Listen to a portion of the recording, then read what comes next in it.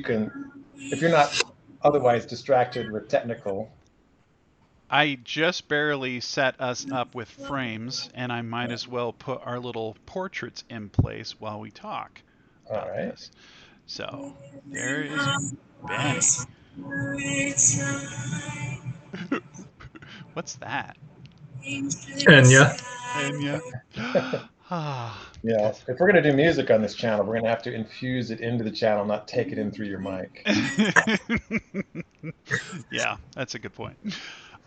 Benny just ended up here because he followed Blanka. Blanka Well, is on vacation, yeah. and you know it's team vacation time. It sounds like Blanka should really start then. Oh, well, I'll go back a little further. You know, Blanka is the daughter of the commander of Nachtrichter, and she's an agent here because she's been kicked out of every good school in Europa. This was kind of the last ditch effort to give her some useful contribution to society. And even though it's a dangerous job, she doesn't seem to be cut out for much else. And you know, over the last year and a half since training camp, I think she's proved to be a decent field agent. So here we are on the cusp of a little break from all of that deep cover Nachtrichter work, visiting an old friend from one of those schools that she spent a brief semester at before being sent home. So she brought along Bani and Bjorn and Robyn because this was a chance to really get away from the day to day. And she's also got like a full expense diamond level travel pass from her friend. So why not burden her a little further with a few friends? That Very cool. absolutely makes sense. And I think all of us appreciate the situation because we're all going to take a ride on this woman's budget, and everything's been charged to room so far except for I'm basically the fluid cash guy at the moment. Fluid cash. How is Yeah. how is Bani the fluid cash guy? Banny does have some earnings from his book writing adventures, travel novelist who went around the world and wrote little snippets here and there, and that's why he actually became a candidate for Nachtrichter in the first place. So after traveling the world and going through all these different places and writing all these different travel logs, but also having a little bit of military background, a little bit of map knowledge, scouting, and ranger skills, he settled here because, well, he really had nothing else to do. Uh, and also he was approached, and it was an opportunity he could not let slide by. So Bani, who is the oldest member of this team at 45? Yeah, sounds right. Yeah, 45, and he is now just he has been kind of tagged along in all these different adventures and, and became a team lead without really meaning to, but at the same time, as long as everybody's comfortable, he is comfortable with the way things move forward. Now he's just riding on these coattails. This is a vacation for him. He's a little unnerved because, you know, after last session, he's sitting in a study after a nice cigar and a 55-year-old scotch or whiskey. What is that, That was whiskey? a single malt scotch. Single malt scotch that he shared with not only the colonel, but also a denizen of the house, and saw some other interesting things going on, and after getting just a little bit blitzed, just a little, he is now slumped in the chair and snoozing Well, in the haunted study. Bjorn knows that your books don't generate much income. He knows you hit the Knock Richter treasury before we left. He watched you sneaking out of the room. So Bjorn Oleander is a enormous Viking from Normandy. He served 5 years in the trenches during the Great War, fighting as a mercenary for Clovia. He's quite ashamed of it. Um, He's forgotten more about killing than most people will ever know, but he's terrified of magic. He is a functioning alcoholic and hopelessly addicted to opiates, which he uses not just for recreation, but to chase away the bad dreams. He's with Knockrichter because it's a chance for him to snuff out or attempt to snuff out that which terrifies him, which is the magic. And then somewhere along the way, he made a blood oath to Odin that he would not sleep or allow himself to be called to Valhalla until Echelon was extinguished. He is mostly the muscle on these adventures, and he stays close to Bani and Blanka, and now Robyn as well. And Bani appreciates it, because there has never been somebody who can take as many bullets and as much damage as Bjorn, especially when Bani can't seem to use a weapon to save his life. Well, you're supposed to be the brains of the outfit. And at this little adventure, both Bjorn and Robyn were escorted down to the basement where the servant staff lives and sleeps and eats, while the two of you went up to hobnob with the rich and famous. It's not my fault. It's not my fault. Well, your 17-year-old magic user is probably to blame. It's all good. And then Robyn is she also a ranger? Yes, she's an urban ranger. Urban ranger, was orphaned in the Great War, spends a lot of time trying to find herself and her place in the world. She's a bit of a killer, although she doesn't want to admit it.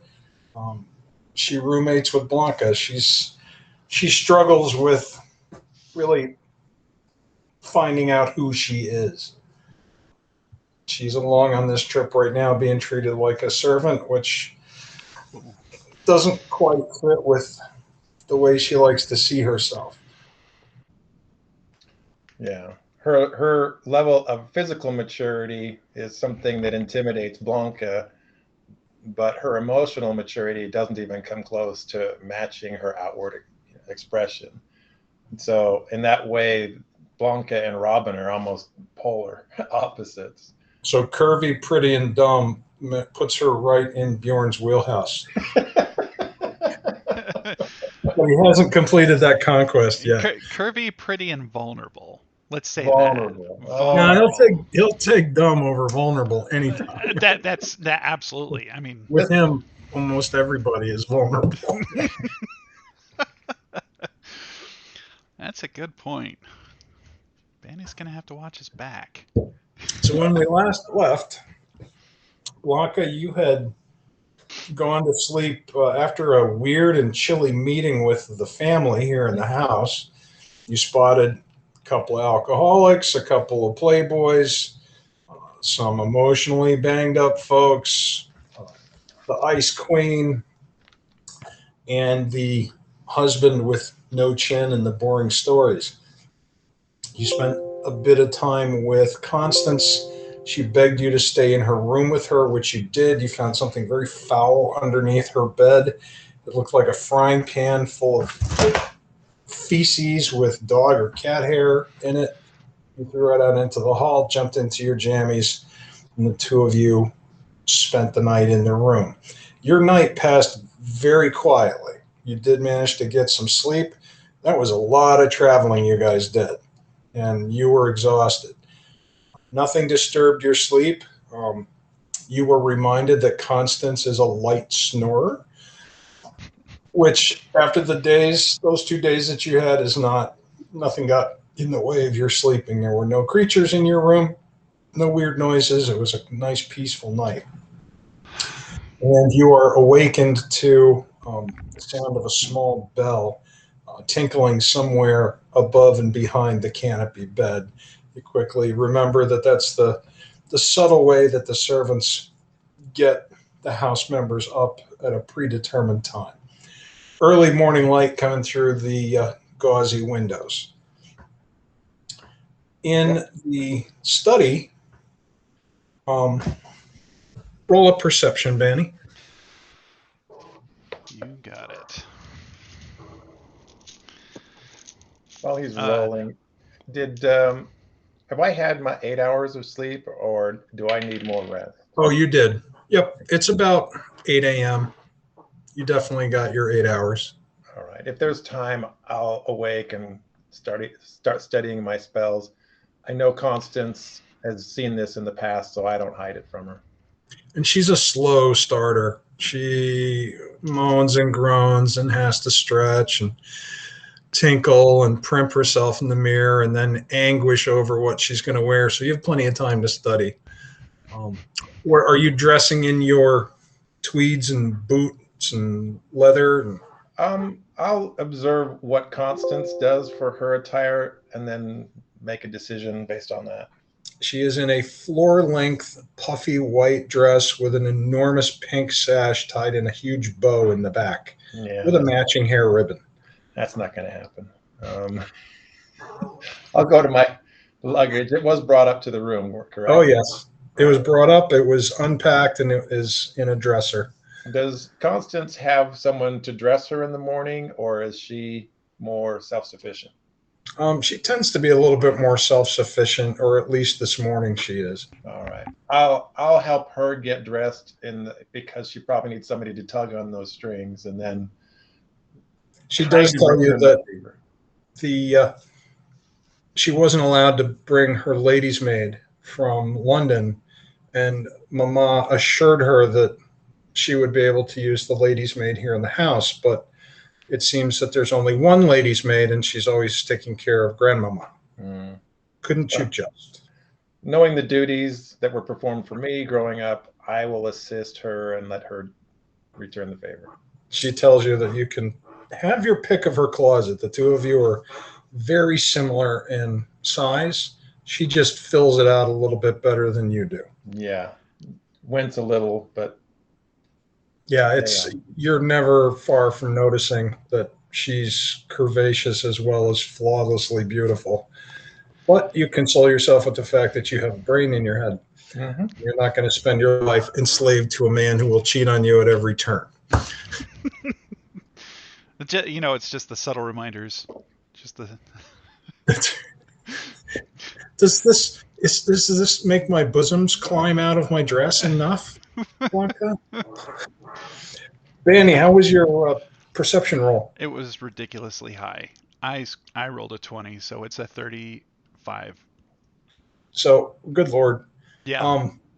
You awaken because there is a maid in the study, and she's feather dusting.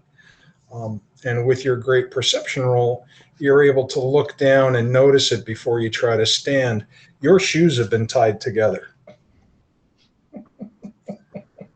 I lean forward after jerking on him, and I quickly untie it. And do I see footprints around me? Or I mean, this place is probably like impeccable, but are there any footprints around me, or are there little footprints around me? Do you have a tracking ability? I do. Little survival check there. You're going to need about a 28. Well, that initial discovery is just good enough. It's an 18. Yeah. You've got your suspicions.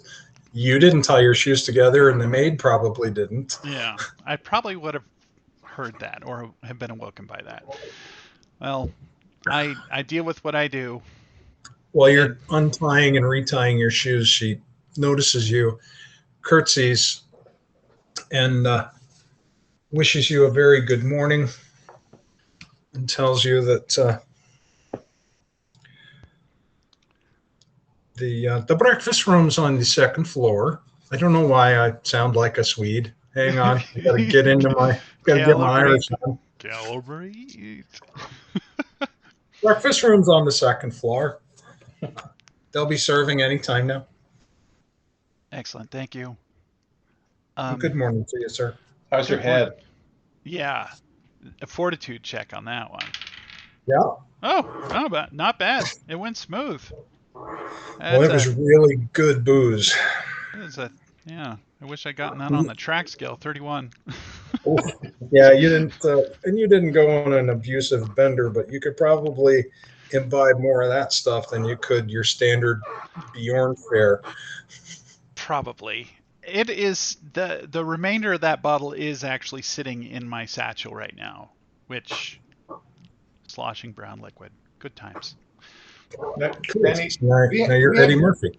We haven't had a chance to kind of correlate our stories since we parted ways.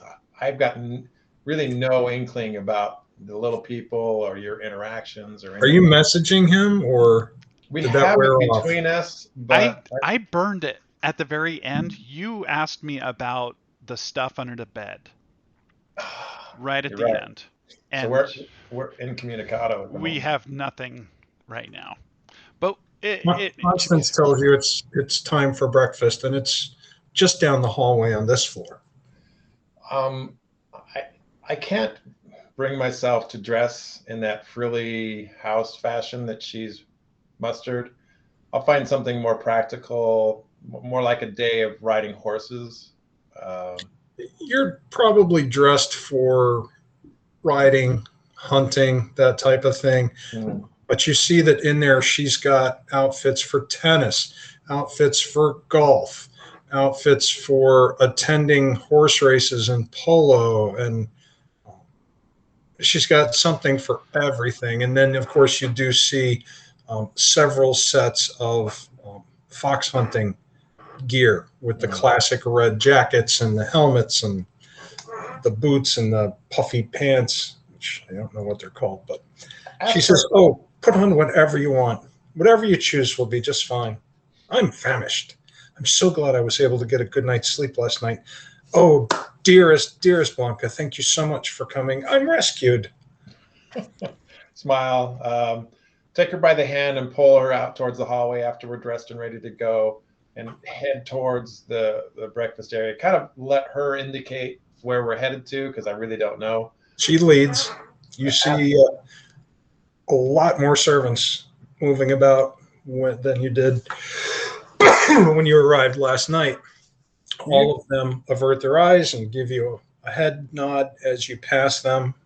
It looks like no moss grows under their feet because they are constantly working, cleaning, serving, carrying.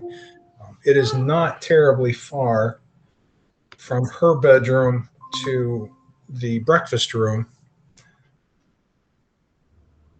Welcome back. Well, And that is when I said, "Fuck you, Henri, and the horse you came in on." I'm sorry, where are we? Where were we? You're not in France anymore. Doesn't matter. She's still French. Right. You can't take the Clovian out of the girl. You know what I'm saying? So I will give you the Reader's Digest catch-up version. Thanks. You got to meet Satchmo. He was playing. Yep. You finished your flight. He gave Bani the Toro Derringer that he won in the poker game. That's why I was going to have Robyn fuck him. Well, your Viking friend would have been very, very disappointed if you had gone that direction instead of him. You did not get a lot of sleep because you were bunking with Bjorn and he was snoring off a big drunk. And that was the other reason why she was not going to go back to that room. Yeah, you didn't get a whole lot of sleep for the balance of that trip. You landed in most everybody got off in London. The secretary of the French deputy trade minister, the Clovian deputy trade minister, hurried back onto the airship pretending that she had lost her clutch purse and instead made a ham-handed pass off of a note to Blanka and then scurried back out of the airship and off to the official car. The note simply said, Enigma equals the trident symbol and then a weapon. So there's been some speculation and confusion about that. Right. You departed London, enjoyed Satchmo's company, landed at a horrific hour of the morning in Dublin, where you got the privilege of going through Magnetian customs. It was not as invasive as everybody had been led to believe, but that could have just been the random nature of it. Everybody saw that they do have mages observing constantly, and even though Blanka shrunk Bjorn's axe to the size of a lapel pin, they were able to spot it. All of your weapons were put into bags and put through with checked luggage because a porter told you that it would not be searched. Indeed, it was not. Then you found a local hotel where a Dublin cabbie screwed you over on the ride 45 minutes to a hotel that was 4 minutes away. The next morning, you were off to the train station. That was about a 4-hour ride as you traveled west across Magnetia through the countryside. You came to a small village at the end of the rail, caroused in a pub for a little bit until you realized that a Drachenfels chauffeur had been there for about 3 days waiting for your arrival. That was almost another 2 hours by car out into the countryside. The impression that you get is the locals are quite impressed by the money that the Ismay family has, but they're still Icenian, which makes them curl their lips and make faces. History. You got to the manor late at night. It is a massive estate. I'm not sure if I emailed you the map. Did I send that to you? No, not. I don't see anything. Okay. So when you guys this in a half hour? The estate map and the profile of the manor house. I'll forward it. You and Bjorn were ushered immediately down to the servants' quarters, which was a handy place to park the two of you, since you weren't here and I had 100 other people to run. And Bani and Blanka got their first introductions to the blue bloods that live here in the house. Robyn has not met any of them because she was whisked downstairs. It is morning time now. Did we get to sleep then? It sounds like between the ride and now here we are at the Ismay estate. We did get to sleep? You did, yes. At that hotel. Okay. Well, first you slept at the hotel. Right. And then you had your long day trip. And then because you slept until almost noon or 1 so that Blanka could get her spells. And then by the time you got out here into Galway County, it was very late again. You were put to bunk with a female maid. But when you wake up, she's long gone. You barely heard her rustling around because you were exhausted between not getting much sleep with Bjorn, the long travel. These trains are rather bumpy as they cross the countryside. This is not a smooth Euro glide across Alemannia. No. So you wake up alone. You hear a lot of bustle and hustle going on out in the corridors. You know that you are somewhere in the basement level of the manor house. You remember seeing a lot of brick and stone corridors, gaslight. The place was immaculately clean, but the basement is definitely a working area. It's no frills. So, Robyn is an untrusting scout by nature. So she would actually have kind of scoped things out a bit before she felt comfortable just going to sleep and knowing kind of like what the area is. And to the extent that she can, if there are Magnetians who are servants. All of them. Perfect. So, playfully, it's going to be like enemy of my enemy is my friend. So it's like, I have the fine accent of Clovia. And so it's like, yeah, these Icenians, just like. Do you speak Cornish? Only broken. And is that all they speak? Well, they speak the Tyr dialect of Cornish. So it starts out for you at being broken. You can understand shattered Cornish at this point. Shattered. I like that. Broken to Their shattered. brogue and slang is almost Completely. impenetrable. Yeah, it's like that movie where you hear the God, what the hell is that movie? Anyway, you hear it, and they actually talk for like 3 minutes, and you're like, what the fuck did they say? Yeah, they're even worse than people from Boston. So, all right, well then. but you do know where the ladies' lavatory and showers are. You know where their gathering space is for meals, and you know where the main staircase is to get back up to the main house. And my luggage. Everything was brought to you and is in your room. All your weapons are in your luggage. Okay, so I have no idea what the day begins with, but I'm going to dress like it's time for safari because the boots and the whole outfit has just been on my mind. So it's about 8 a.m. for you. Perfect. So we'll deck out. How was it presented? I know that you were doing it also partly for convenience, that Bjorn and I were just kind of whisked away as servants. No, they referred to you as servants. Oh, so that was the plan. More than a little dismissive of you. You weren't invited upstairs. You were just like waved off, and the servants just took you downstairs. Okay. So, and that was the way that Blanka was playing it too. Like, oh yes, this is my servant girl. No, it's bodyguards. Bodyguards. Yeah, I think that's how she put it. But she brought Bani up with her, and you and Bjorn were sent down to the miners. Bani's no bodyguard. We know that. That's fine. Yeah. This doesn't require any acting. We didn't want to fully split the party in the process, if you know what I mean. Very good. Very good. Okay, so she'll deck out and proceed to the thump on where Bjorn should be at 8 in the morning as well. So as you step out of the room, you already ducked down to the WC. Are you going to shower this morning? Or are you going to wait till later? Oh, yeah. Assuming that there was nothing done the night before, she likes to do it when the water's hot, so she's used to doing it at night instead of the morning. All right. Yeah. You pass a couple of boys, and they look like kitchen boys. They're not well dressed.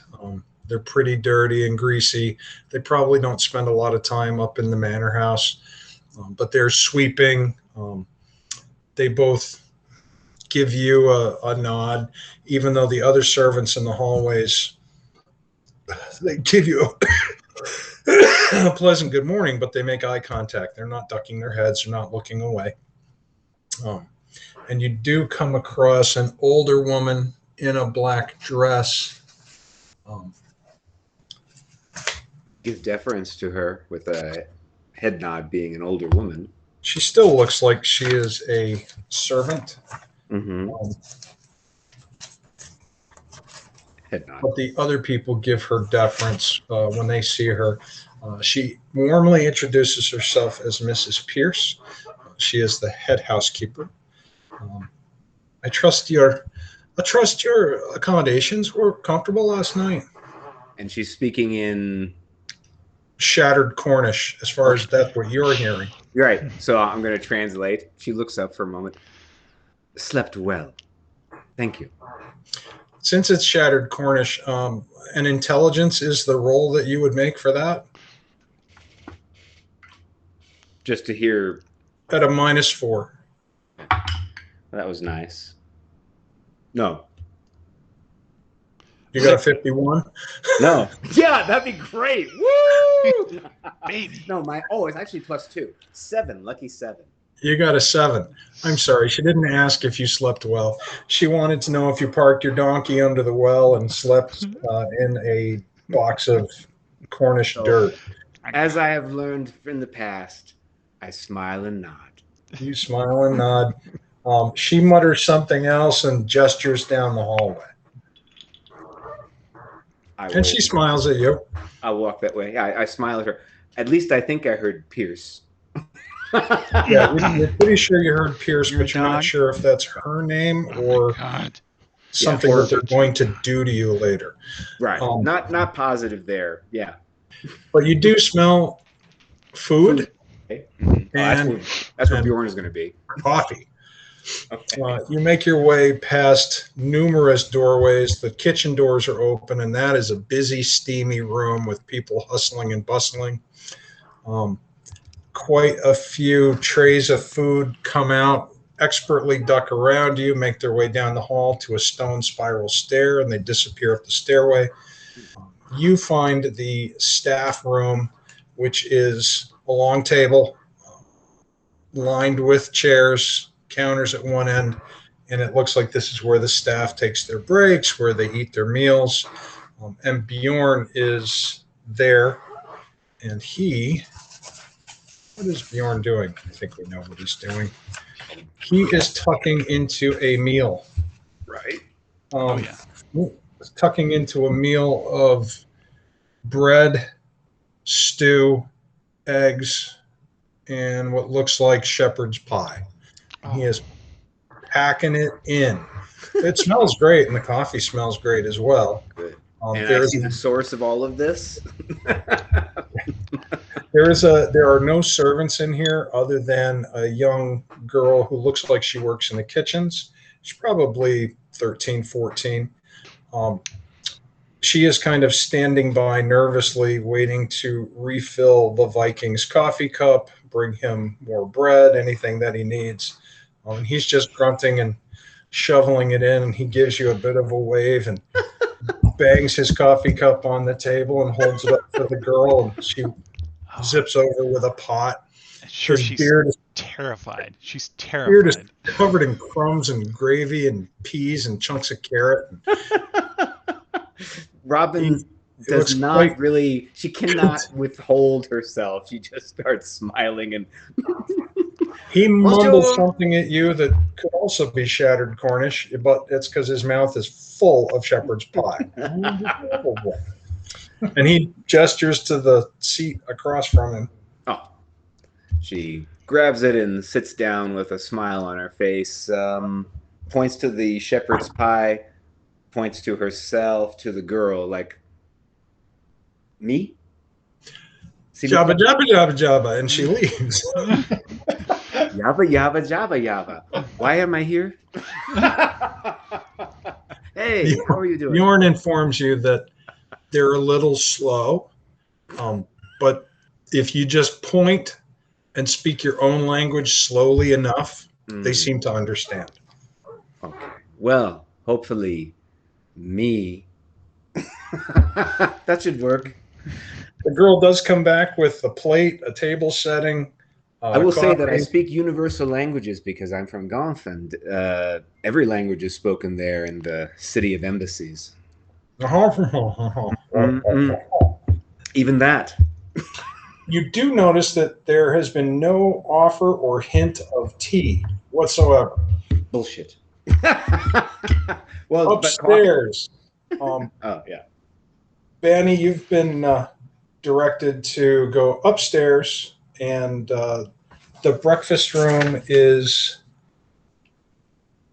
to the right when you reach the top of the stairs, and then it's on your left side across from the master's private study.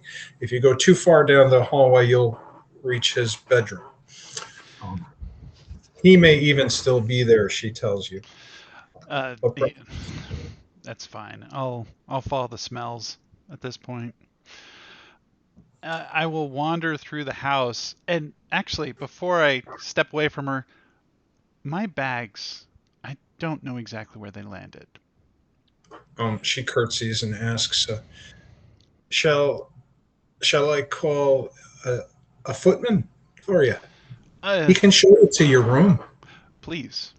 And then she gives you a very shy smile and says, I'm sure that you'll be wanting to clean up before you go to breakfast.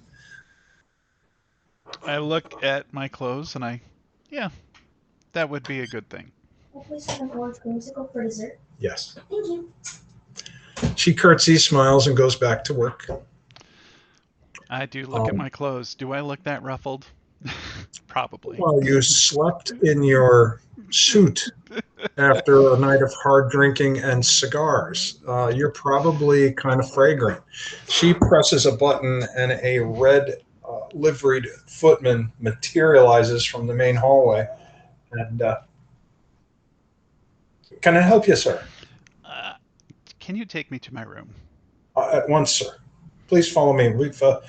They've put you on the 3rd floor. I will take a quick step behind him and just follow closely. I'm going to be observing, looking in rooms, casting my eyes about quite a bit, hopefully keeping it fairly subtle. But I want to see where I'm at. I want to see what's in this house.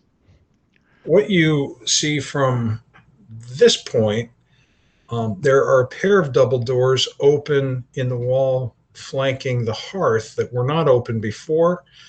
That's because there are maids working in there, and it looks like there is a large billiards table in there, dark wood paneling, trophy heads up on the walls, some exotic stuff.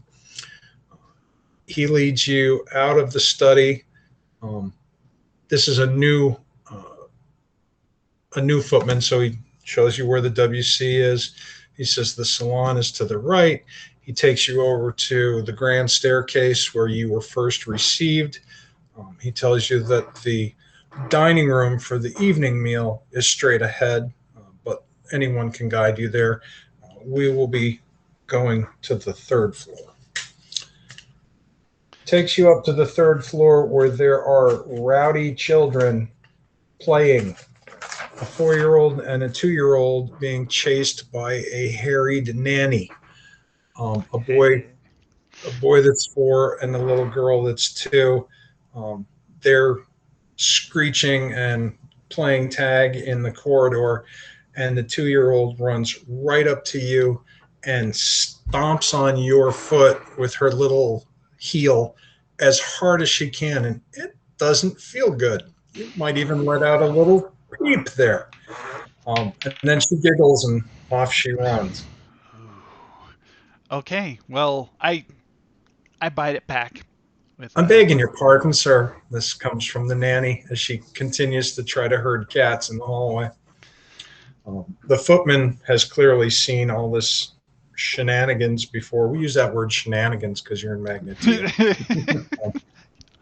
He gestures to the right and says, beyond the nursery and the nanny's room, that'll be the 3rd floor guest lounge.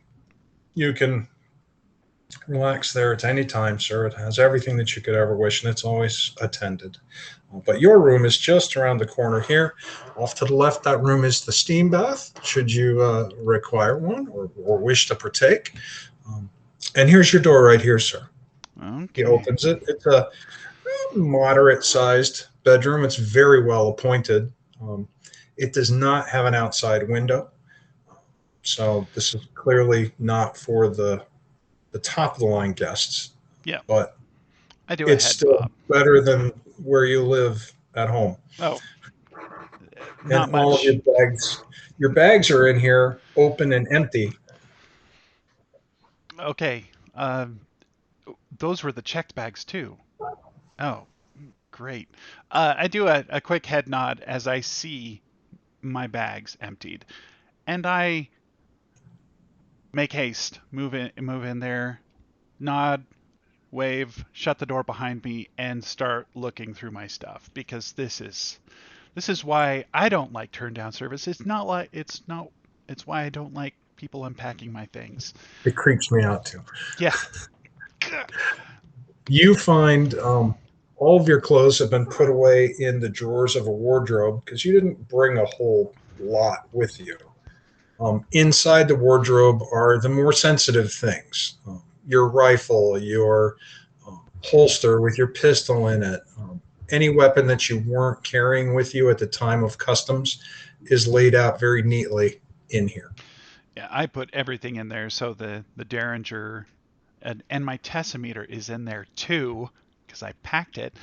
I'm totally going to be using that. But everything would be. Your tessimeter is in there? I packed a tessimeter. When you open the door to the wardrobe, the thing is pegged into the red. Oh, here we go. Red. Vibrating. A ridge is currently open and destroying the house. I turn it off, and I set it down, I've got a little chill just running through my body right now. I'm just I'm a little shaken. Let's just say. Okay. That time will come. I need to talk to Blanka when I can, but I am going to strip down. No, I'm not going to strip down yet. I'm going to gather my clothes. Oh, and there's probably a robe in this armoire, so I'm going to pull out a robe, strip down, pull some fresh clothes out, and take everything into the steam bath. Someone has not only left you a robe and slippers, but it looks like somebody provided a wardrobe consummate with the expectations of the house. There is a tuxedo. There is fox hunting gear. There's riding gear. There's tennis. There's golfing tweeds. And it looks like it's all pretty close to your size. There are assorted shoes and boots, all polished to a mirror shine. Somebody clearly assumed that you didn't have the right kind of duds for this place and has set you up for it. You know, instead of being offended, I'm gonna try on a different look. However, I go right to the tennis clothes because this is familiar territory. Now, are you headed to the steam room across the hall? Yeah, I gather up the tennis clothes, got the robe on, the slippers on. There is a boy wearing short pants, high socks, black shoes, and a little uniform jacket lying down the carpeted hallway. He slides to a stop as he gets close to you and bows deeply at the waist. Pardon me, sir. I didn't mean to disturb you. That's fine. I'm on my way to the bath. What do you need? Oh, it's right there. That's the steam room right there. Oh, thanks. So and he's speaking Magnetian, or he's in Cornish. Cornish, yeah. Thank you. I'll just go now. And I start Certainly, walking sir. towards. He watches you go and then flies back on whatever mission he was already on. Okay. I assume that he was probably supposed to tend to that kind of thing, to direct traffic or whatever else, but The steam room is very nice. It's all tile. It's got some compartments to hang your delicates in. Little separate room with a wooden door. The coals are already hot. There's a jug of eucalyptus sitting on one of the wooden benches. A stack of towels. Yeah, I don't think it's for drinking. Bani poisons himself on day 2. Wow, this is strong stuff, whatever it is. It's like that. So you take a steam bath. It is delightfully relaxing. I don't want to spend too much time. 3 hours later. Yeah. Are you a eucalyptus guy for steam bath, or? I'll pour or a little dab somewhere or whatever. I don't. Has Bani ever been in a steam bath? He's been in a steam bath. No. Has Eric ever been in a steam bath? No, okay, let's say no. Have you ever That been would in a explain Turkish why prison? you did this with the eucalyptus when Because you're it's- supposed to pour the eucalyptus on the hot coals. Cool. Okay. Yes, this is more like a sauna. But Bani pats it all over his body because he's a rube. Is this how this works? Let's do it. You're kind of oily. He comes out dressed as Adam. Is this how it goes? Got the leaf. Sorry. So- Robyn and Bjorn are dining with the servants. Bani's all greased up for a photo shoot. And Blanka, you are led to the breakfast salon. Bani greased up and Blanka. Well, I'm in that tennis outfit now, so Right. Anyone for tennis? anyone for tennis? Well, you've got your Slide tennis lights all laid out on the bed, I'm sure. Right now, you're just breathing steam and being oily. Blanka, the breakfast room is white. It is very bright. The windows are open, looking out at the gardens behind the manor house. Sunshine's pouring in. There are very airy paintings on the walls of women with parasols strolling beside brooks, very bright colors. It is definitely a formal room with silver service. The coffee smells.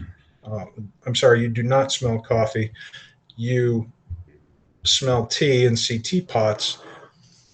You see that on a sideboard being attended to by a footman is a selection of pastries and fresh fruit, what looks like scones, salmon, crepes being cooked in a little fiery pan, and some other things you don't immediately recognize. And there are a couple of other family members in here this morning. Of course, Constance is with you. The Grand Dame, Lady Ismay, is not here. Neither is her husband, Joseph. Cousin Hyacinth is in here. The older sister, Victoria, and her chinless husband, Prescott. Lyle and Cousin Martin are also in here. Taking the surroundings, look to see if there's some kind of a balcony or overlook that's outside of this that has fresh air and a view of the grounds. There is a long set of windows at the far end of the breakfast room. The drapes are pulled back, and it looks like there is quite a magnificent view out back. Take Constance, or at least indicate that I'm going towards the breakfast area. I'm guessing it's a self-serve breakfast? No, there's an attendant over there who immediately pulls out a chair for you. And for Constance, he seats her first and then you, and then asks what the ladies would like for breakfast. I order huge, complicated things from the menu, anything that requires a lot of attention and detail. And Constance says she'll have tea and some melon. She is served quickly, and your waiter is working on assembling your pile. When you see Victoria across the table, she's smoking while she eats, and she looks at her younger sister and says, "The melon tea is not going to do anything to fix your figure." And then she makes a puffed up cheek face. You feel Constance steaming beside you. The chinless wonder looks like he starts to say something as if to scold her, and she executes him with her gaze. So he ducks right back down into his meal. Distract Constance with some remembered past that we had together, maybe some like inside joke that we had talking about one of the girls in school who thought she was all that and we knew she wasn't. Just kind of play that up and move the sugar cube bowl and aim it towards her as the way of indicating who we're talking about if it's not plainly obvious. Right. So the three of you engage in your catty little sparring. Your footman comes back to you with a couple of plates. One has some scones with a small pot of honey. He brings you tea, a small plate of fresh fruit, a small plate with hot crepes on it, and then the larger plate, he tells you that it's Edinburgh salmon with capers, and this is goose liver pate with trout roe. A little different from the meal that you and Bjorn are stuffing into your gullets. As per usual, take a tiny sample of everything just to get the experience of it. But getting full is not the objective. It is sampling life. It is exquisite food. It brings back a lot of memories for you of the way that you dined when you were a girl. Lyle is sipping his tea and staring off into space. He looks distracted. But Cousin Martin seems fully animated and tells you that Mr. Padraig is putting on a fox hunt this afternoon. Is this something you learned at Cambridge? Is he at Cambridge? Oh, no. Learned it back home, old girl. I'm out of practice on horseback. Would you be so kind before we go on this hunt as to give me a refresher? Oh, certainly, but Mr. Padraig could certainly teach you anything that you needed to know. He is the house servant in such matters? He's the gamekeeper. Yes. We'll find him out at the stables, and he points to the big window. You can see the roofs of the stables from here. We'll be out there at 1 o'clock, I think they said. Lyle, was it 1 o'clock? And Lyle just doesn't seem to have heard him. He's just kind of picking at his breakfast and sipping his tea and staring into space.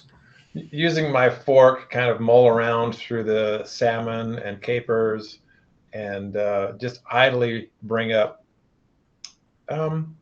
would we have to concern ourselves at all on this hunt with Maeve? You say that just to the room? I let it loud enough that anybody could respond, but it's directed at Cousin Martin. Cousin Martin gives you his patented vapid stare, and nobody else in the room, including the servants, seem to react to your comment. I'd like just to looks at you quizzically. I'd like to take the temperature of the room to see if anybody reacted to that. I mean, to me, it was dropping oil and water, trying to see if somebody reacts. You got no reaction from the room, the family members or the servants. So I recall yesterday, as we were making our entrance, that the name Maeve was dropped, and it was kind of it impressed me that it was some kind of fey spirit or something of the woods, right? This fox protector or whatever he or she is. Maeve, I'm assuming is kind of a woman spirit of the woods. And I'm really trying to get a gauge of this. I know that we were called here because my companion Constance is being harried by some tiny creature. Are you saying that aloud, or is that you just? No, this is all internal. Yeah. And really just kind of trying to gauge how I'm going to spend my day and afternoon. If we're going on a hunt or a ride of some sorts, I want to understand what we're riding into. But clearly, this room's not giving me any feedback. And Cousin Martin, once he blinks and figures out he doesn't know what the hell you're talking about, he just continues on with his conversation and says that at 1 o'clock that Mr. Padraig will meet us at the stables. He'll make sure that everyone has an appropriate mount. He'll arm whoever requires it. Some people just like to enjoy the ride or blow the trumpet, but others enjoy the hunt itself. But the morning is yours to wander and explore. I'm going to see if Lyle wants to have a game of tennis. Lyle? And he kind of, of course. Take note of the afternoon appointment, and during breakfast, retrain one of my spells so that I might have greater accuracy in the hunt. Okay. Bani, you finish up your steam bath. You don't remember the last time you felt this relaxed. Invigorated. Wow. Yes. You're incredibly sweaty and smell like eucalyptus. At least the eucalyptus will cover for it. That's fine. I'm gonna go back to the room, towel off, and dress in my chosen tennis attire. I'm going to look at the fox hunting outfit too, and just hold it against myself and Oh, today's gonna be fun. Someone Downstairs, pretty you can well. hear It's through got it's got the white shirt complete with cufflinks, the black cravat, the red jacket with the rows of buttons. It looks quite a bit like a redcoat officer. The pantaloons that tuck into the tops of black boots, and then that sexy little bowl helmet with the tiny little bill to complete the look. You are a dragoon. Yeah, well, no, I'm sticking to the tennis stuff for right now, but I'm gonna envy the. I'm totally gonna deck myself out and get on horses. I was imagining through the floor the smell and Robin saying, "What is that plant?" Oh yeah, I'm going to get all snappy, and I can't smell myself at this point because my nose is completely burned out. So this is perfect. Just walk in and get real close to people and. Yeah. Your tennis whites, are you going complete with the gray sweater knotted around your neck? Absolutely. I know this look. This is a look I've worn. That's right. So Bani's a tennis player. I do no. I have my satchel, and it's probably out of place, but I'm gonna put the tessimeter in there, and I'm gonna put the Derringer in there. In a more secretive pocket, but I'm going to have the tessimeter inside of that bag. I have to call a potty break. I'll be back. Okay. I'm gonna refresh my water, and I'll be back. Intermission! Intermission! Oh, I can throw it up to the intermission screen. We're doing it. That's right.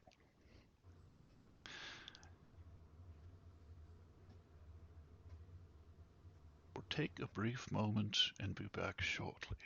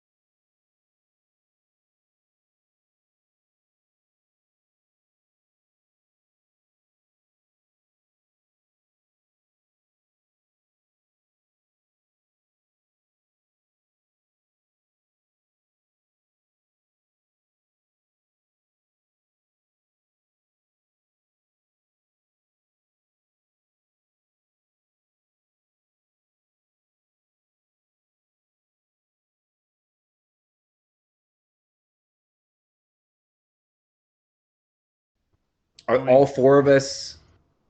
We are. So it's showing all of us. Four of us. Yeah. But we're currently on intermission. Then it Look what you did! I love it. Can I play the game in this way?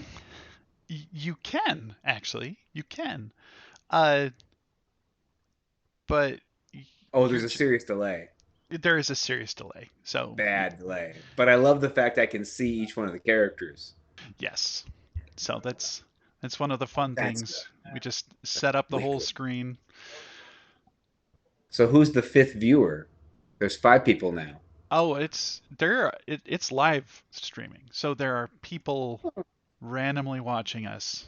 How do you Awesome. feel? Copying a field? What? No, how do you feel? But Oh, yes, you whatever should have works. asked before.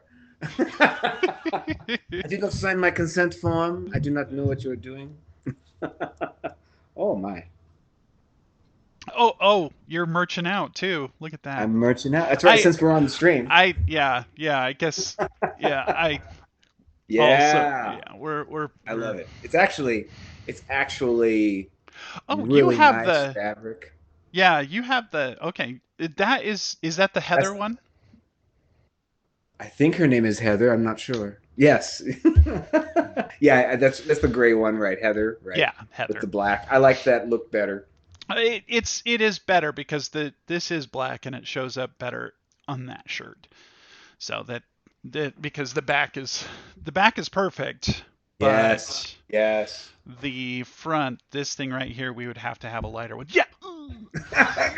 What is this? I can't believe you did all of that in a half an hour. Were you on intermission that entire time? Now you know that we actually played last week. While we were setting all this up, we wanted to get a preview of how this worked. It was primarily role play that we got through. We have not actually dove into the secrets of the manor. Okay. But yeah. Thank you for softening the blow. I'm sorry that I was at a convention. We had a whole bunch of angry ants who just really wanted to get this going. Yeah. But it is on Twitch. He has also moved it over to YouTube too, so we now have a YouTube version. So we'll be taking these and breaking them up, and Keith has put a lot of time into making it streamlined when we move over to the YouTube side of things. Wow. You have been very busy, Mr. Haney. We are going public, no? Oui. No. We no. We no. One of those. Don't say we, say si. Say si. Don't say si, say we. I'm feeling a very bit we stick. We see. So are you going to, in that case, and Twitch is just live streaming and fun, are you going to do something where it's like people do like some kind of a snippet thing to say who's your character? Well, we'll update it. Go to Game Point Worlds and look at the video page. At the video page. Okay. Yeah. Okay. So instead of twitch.tv, go to Game Point Worlds. And he's putting the YouTube links inside of underneath it. So if you go to Twitch, you'll see the Twitch stream. Go to Twitch. But videos, I see. Okay. Tuesday nights on Twitch. Oh my. Yeah. I feel like I'm in the cool boy club. Believe me. Well, boy, girl. But anyway. Well, then I guess I can't share what I was going to share about the convention I went to because that would be now public. Yeah. Do it during intermission. Yeah, I will mute us on the next intermission. Well, we don't have a John still. Should I switch over for a little bit? All right. We will be muted.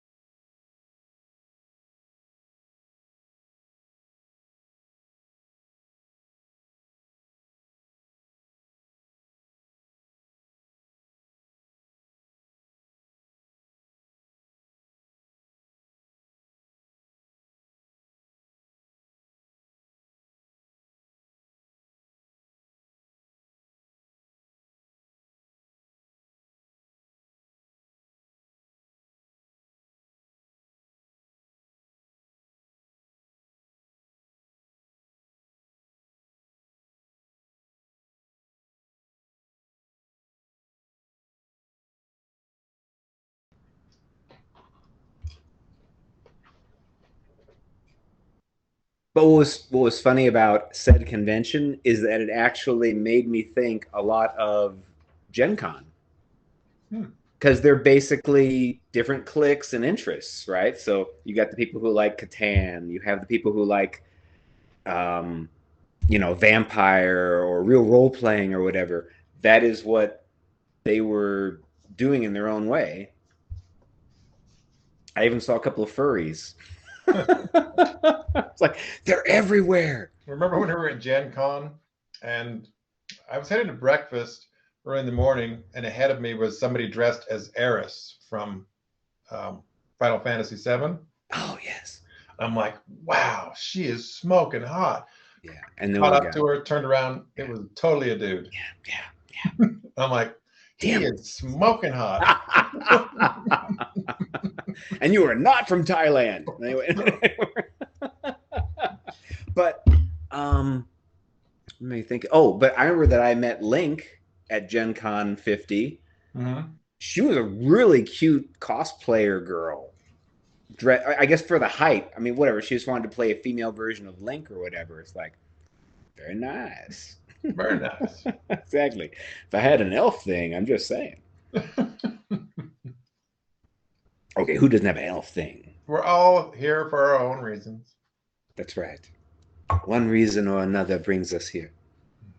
That's too bad. So I've got the distinct feeling that John is basically preventing Robyn from having done anything with Sachimo because now it would interfere with continuity. You're on track. That sucks. Okay. Well, I don't get to play me the way that I should be played. I feel like Leonard Nimoy and William Shatner in Star Trek 1. It's like, I'm not even going to play who I'm supposed to play. This isn't me. These things happen. It'll happen soon enough. Robyn will get a chance to stretch her legs. Yeah, but he only wants it to be Bjorn. And he's too much like a really cool uncle to her. I just don't know if she's... Yeah, she should never let that happen. I know. It'll destroy the entire mystique. He needs one more layer of frustration from this party. That's true. That is true. If you think about it, because she's observed, right? She's seen his conquests. All it is just a piece of meat, and then it's like done. Mm-hmm. Right? So she has to, on principle, as a proud Clovian descendant, not given to some Viking conquest. Fuck that. Right. I mean, his obsession with Odin is because they've never met. Right?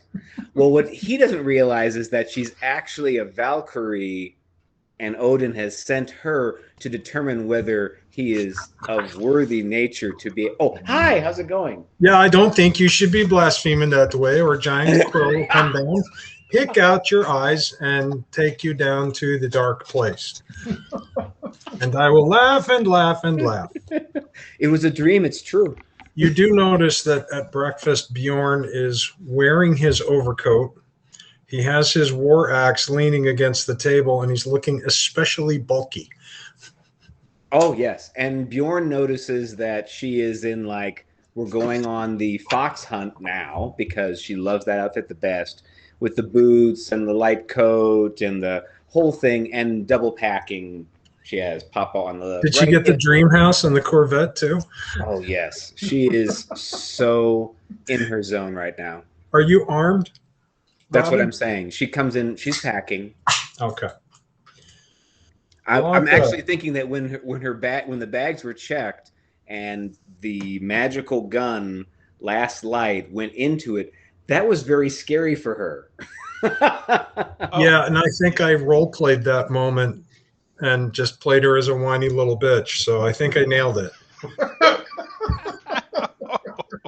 I will watch and I will determine whether that's in any way reflective. Blanka, the food is delightful. The cattiness goes on, nothing too vicious. One of the nanny, you have not seen the nanny yet. The nanny glides into the breakfast room and stands behind Victoria and asks if she would like to spend some time with the children, and Victoria looks extremely annoyed, fires up another cigarette, waves her way, and says, "Amuse them. I'll come and get you when I want you." Amuse them. Turn to And- Constance and take in her view of this interaction. Pretty normal. Yeah, it doesn't look like it's surprised her a bit. I don't have a lot of love for the annoyance of children, but I feel like there's an opportunity here to score a point against her. Turn to Constance. I haven't met the children yet. I'm done with breakfast. Do you want to go for a stroll? Certainly. I'm going to stay in the house this morning. I'm not certain if I'm going to go on the fox hunt, but the morning is all yours, darling. We can go wherever you wish. If you wish for a stroll in the garden, I could go out for a little bit, but the sun, I have to be careful with my skin. Leave the mostly full plate of food where stab marks pretty much indicate my tracks across the food. Excuse myself from the table and shadow the nanny. The nanny slides back out of the room. You do notice that Martin watches you go, but Lyle does not. You walk right in front of him, and he doesn't break his 1,000-yard stare. He just nurses his tea. Out in the hallway,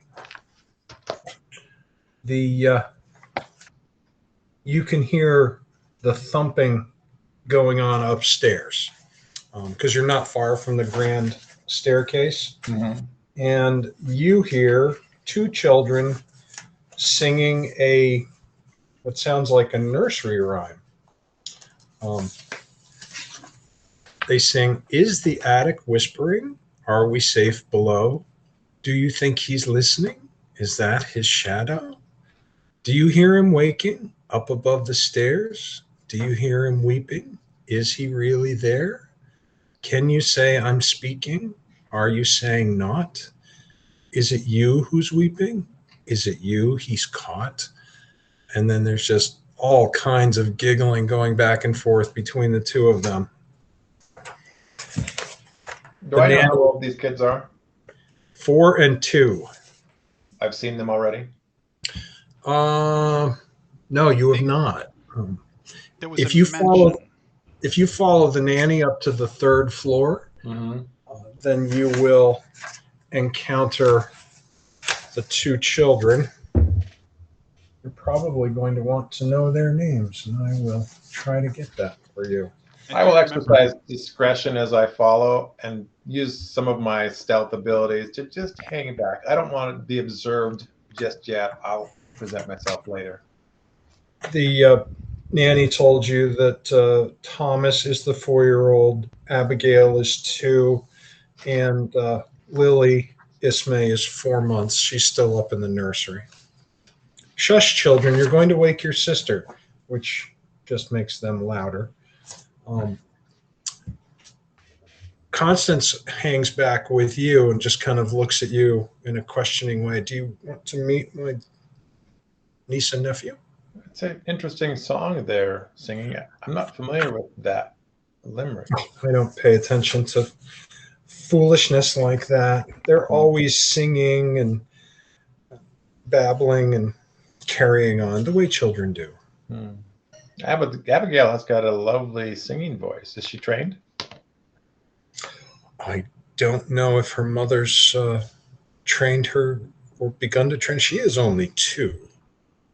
Perhaps when she's 4 and begins to receive regular instruction. But why do you want to bother with the children? It seems to me, as one monitors this season, and you're lamenting this season has gone by, that this is the future of that prospect. She looks around for a chair so she can sit down, because you mentioned the debutante season that she's missing and all the cotillions, and you have turned the crank in the back and wound her up. Now she's just suffering from the vapors. Oh, The cotillions I'm missing, the eligible young men, they'll all be gone by the time I'm on the circuit next year. There'll be nothing but the dregs. I'll probably have to marry a Magnetian. I will have sunk so low. Oh, woe is me. Try to rescue her from her spiral, coaxing her into the idea that there are plenty of young gentlemen that will be coming of age in the following season, and that this is just an opportunity for us to catch up and have the upper leg on them, because we will have more experience. You hear a little girl's laughter as you say that, and you look up to the top of the stairs to the landing where the nanny is chasing down the 4-year-old, and 2-year-old Abigail is standing at the top step, rocking on her heels and pointing at Constance and laughing. But there's no mirth in the laughter, and it's not touching her eyes. She's just laughing kind of in a monotone as she points. Study Abigail closely. I'm not worried about detecting for magic, but just kind of use my arcana skill to see if she's channeling anything or if that's just her childhood roguishness coming out. Go ahead, make a roll.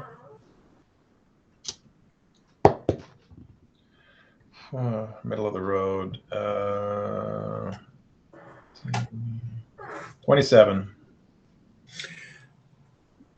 Even though you don't particularly like children, Blanka, you still feel like you're a pretty good judge of human character, or at least that's what you tell yourself after you've had a few glasses of wine. Mm-hmm.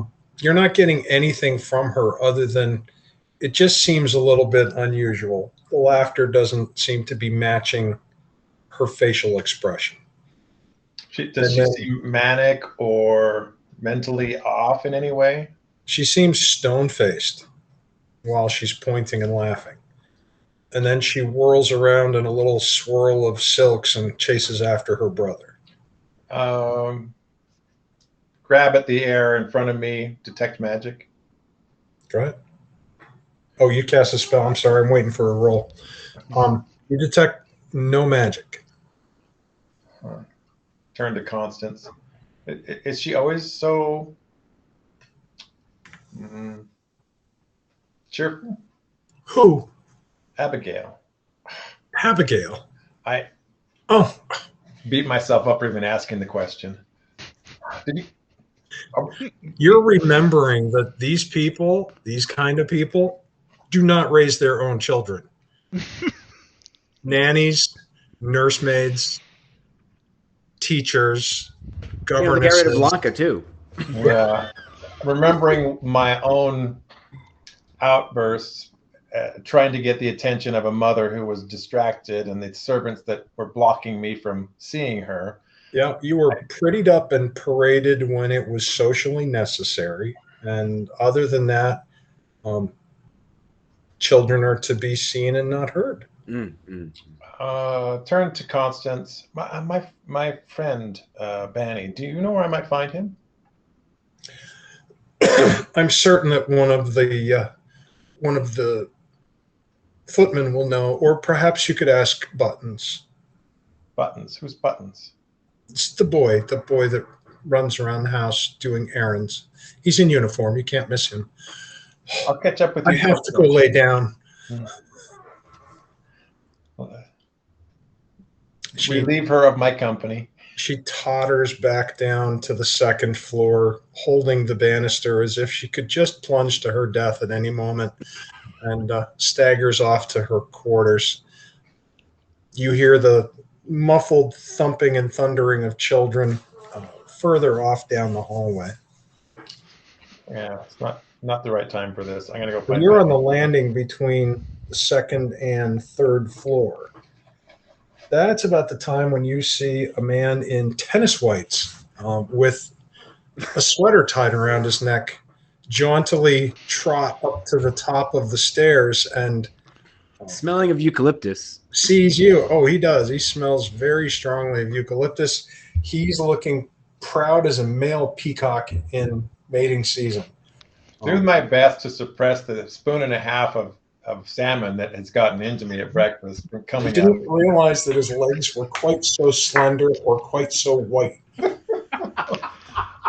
I want to make sure Bani feels respected, but I'm ready to bust. And it is a little difficult to tell where the tennis whites end and his legs begin. But here in this part of the world, most people are this shade. That's true. I mean, really. And the Magnetians could burn under a full moon on a cloudy night. And they're pale. I'm 35% myself. That makes you a block Irish. I still turn red. So there's the tennis star standing at the top of the stairs. I stop and I survey, and there's a little. I would say that there is some hubris in this whole thing because I know, just to a certain extent, how just gaudy and foolish this looks. But I'm gonna wear it. I'm gonna saunter down the stairs. Master Elkind. Oh, you waited up for me. Waited? Oh, yes, of course. Where's the food? I haven't. We probably have some things to discuss. But it looks like you've already eaten all 2 ounces of what you usually eat. So there are clocks in different places throughout the house, mostly grandfather clocks. And you do know that it just chimed 9 just a few minutes ago. If you're looking for breakfast, you probably ought to hurry. The servants will be cleaning up soon. You smell clean. I feel extra clean. I don't know if I did it right, but I feel invigorated. I could play tennis. I haven't played tennis in a long time. He looks extremely refreshed. You don't remember the last time you saw him looking this relaxed and happy. Or smelly.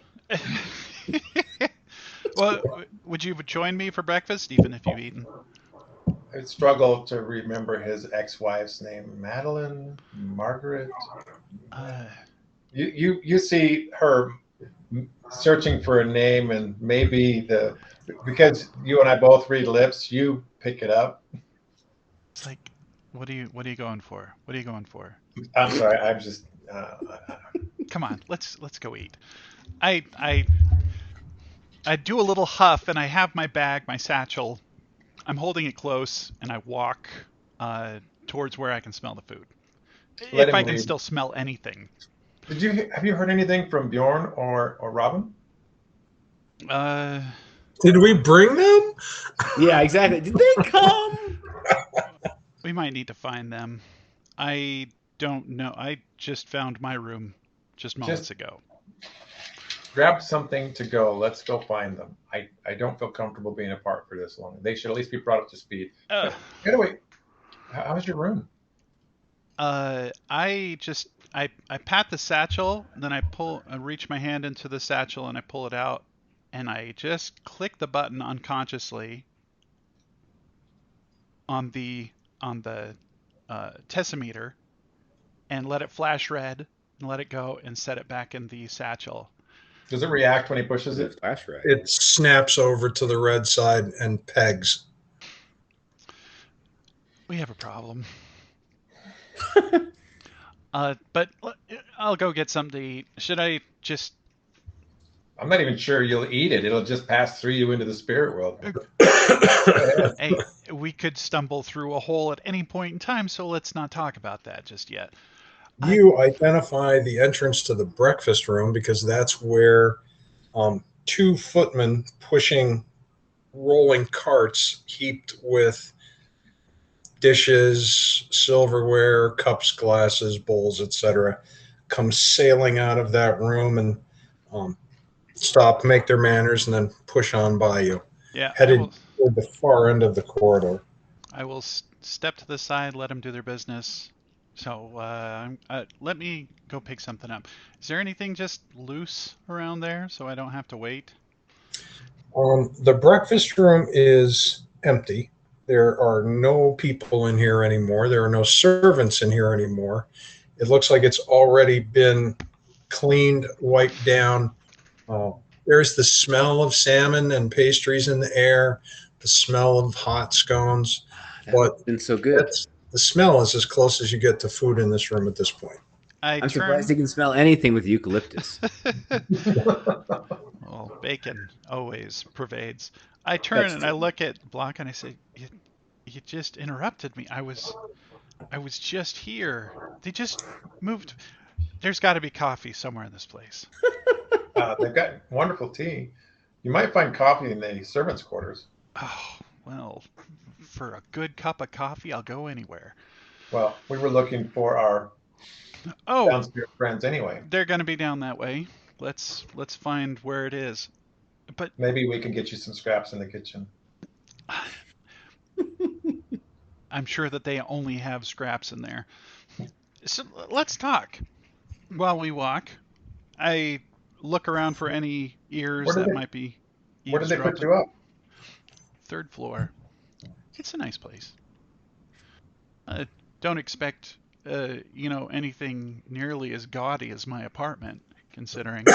But it is, it's well maintained, and I get a little iffy whenever somebody unpacks my luggage, but somebody did, and But I found see you this. Brought your equipment out. That was timely and upsetting, and we're not on a mission, Bani. I don't want to. I always bring this. I always bring it. It's in my usual kit that I always take with me just because of this reason. Fine. Let's talk with the others and let them know that we're in a breach. So I will say, how was your night? You had a little upset, and it sounded like something happened, but it got cut off after you mentioned it. I'm not versed on magnety and customs, but a steaming bowl of poop under one's bed cannot be a protective sigil or symbol or ritual that I'm aware of. If it's drawn in a smiley face, it's okay, I'm sure. So tell me how it was just under the bed? Is that what you're saying? I was going about the business of helping Constance feel comfortable in her room, pretending to ward against evil, etc. Pulled up the bed skirts and found a pan full of poop. Okay, well. And I don't imagine it's just, her misbehavior. I feel like it's some kind of misguided ritual. This place is backwoods. Blanka, make a perception, please. Ooh, that's a good roll. But I don't have a great perception. 28. You notice that there is a slip of paper sticking out of the right front pants pocket of his tennis shorts that you're almost certain wasn't there just a moment ago. And he hasn't touched his pockets, but now there's this piece of paper sticking out. Remember when you intercepted that message from me on the airship? Mm-hmm. Where did you put it? I don't remember. It was in my bag. Why? What's in your pocket? I checked my pockets. Oh. You see this piece sticking out? It's very fine linen. Does it have any writing on it? It does. It is a single small sheet of stationery with the Drachenfels crest embossed in it. Extremely curvy, fluid writing that says, "Come see me tonight, 3rd floor, baseboard, behind the Clovian armor. Bring your whiskey!" Exclamation.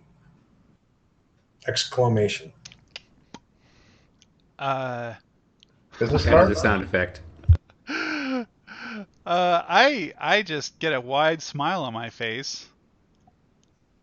I think we have a meeting that we need to attend later tonight. I fold it up and I put it back in my pocket. And it's super curvy and it fills the page. I mean, It's this guy. elegant. Oh yeah, it fills the page. It didn't say Perhaps have like a cursive B or anything like that at the it's bottom. not signed. That's not signed. Okay, What's that about, Bani? okay, You I'll have a show it. friend? I'll show it to you. I'll hand it to her. Now tell me if there's anything unusual about, the location that it's talking about. Hold it up, concentrate. Any magic? Not picking any up.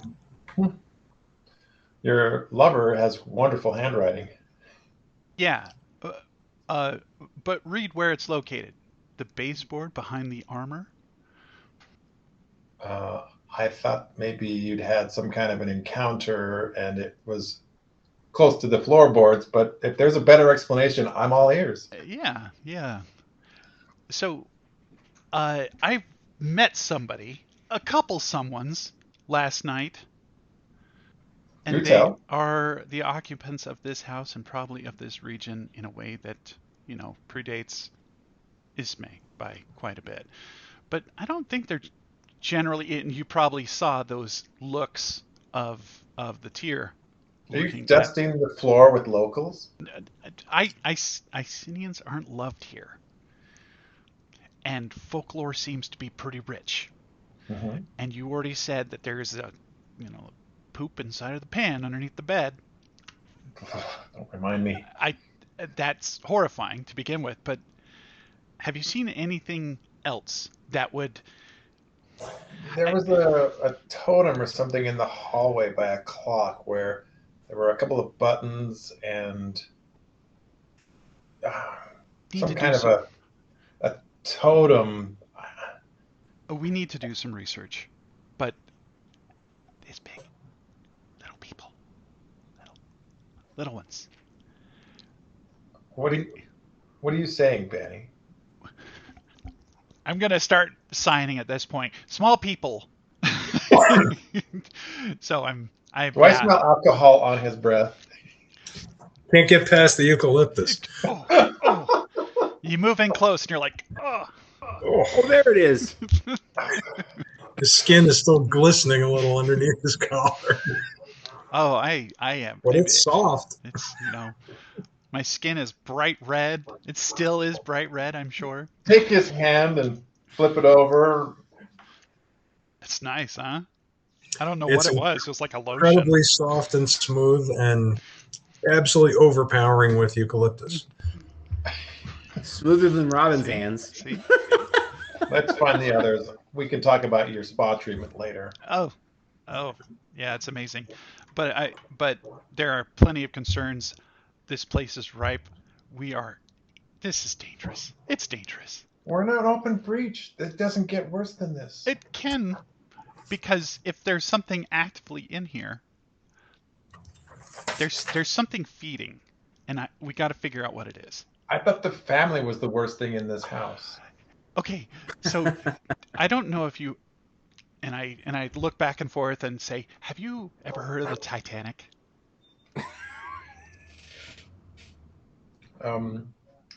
Big boat. That's a well-known incident now. Oh, yeah. Okay. Just nod. Make Yeah, sure. it dominated the newspapers for months and months and months, and then it comes back every annual. And Yeah, fly dirigible. Don't fly on the ship. Sailing vessel. Well, let's just say that don't spend your time watching for icebergs. Fly the Manhattan. Fly over them. If you don't to connect things, Bruce Ismay was the financier who kind of launched the White Star Line. That was the birth of the Titanic. And the Lord of the Manor, I didn't meet him. Is he? You won't meet him even if you do meet him, because he is not here. He is gone. Expectation-wise, but I will say, I walked into the study, and I got pricklies on my whole body. There's just wait for the smell of seawater. Your wife was here? No. That's something else. Come on, Blanka. Sorry. It's serious here. Channeling Bjorn. You have reached the bottom of the stairs, and you're down in the clearly the servant-controlled cellars, and there's quite a hustle and bustle down here. There are people coming out of a doorway with a case of wine, clattering in a crate. Maids moving stacks of fresh bed linens, towels. You see that the kitchen is open. You hear the steam and the clatter of pots. You see that the butler is huffing and puffing along, and he's putting on his white gloves and looks like he's preparing to go do an inspection. And everything stops the moment the two of you enter the cellar. And everybody, wherever they happen to be, they turn to face you and duck their heads. I point to Blanka and say, "You know how to navigate this." I grab Bani by the hand, pull him towards the kitchen. I've skulked enough sculleries that I know how to get what we need at the Mr. Joyce is hovering. Madam, is there something that I can help you with? Look up his direction. My friend's hungry, and I need to find some food from in the kitchen. Oh, at once, please. Your colleagues are in our dining area. Please join them, and we'll have whatever you wish brought to you. Arrest my agenda as much as I was pressing it, and turn where he's indicated. You travel up a short hallway to clearly the staff common area. Robyn is picking or eating. She's eating. Yeah. She's down on the shepherd pie. She's loving that shit. Bjorn has his feet up on the table, crossed. You see his axe is leaning there, and he's smoking, and already has a beer at 9:30 in the morning. Doesn't clean the beard of all of the shepherd's pie remnants. No, it's all still there. He tilts back and looks at you upside down, lets out a burp. Wow, it's Wave off the burp, kiss him on the forehead. Good morning. He smiles. Good morning. Food is delicious here. At last, our hosts have arrived. Bani, I am excited to eat. Bani, Yes. why do you smell like a Lithuanian whore? I like it. So maybe Yeah, me too. Me too, big guy. touch my skin. Touch my skin. Drinks his beer. He rubs it.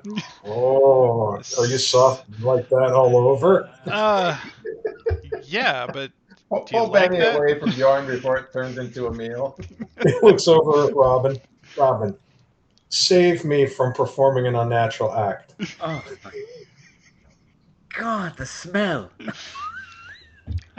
That's very strong. Yeah, that's called musk. Oh.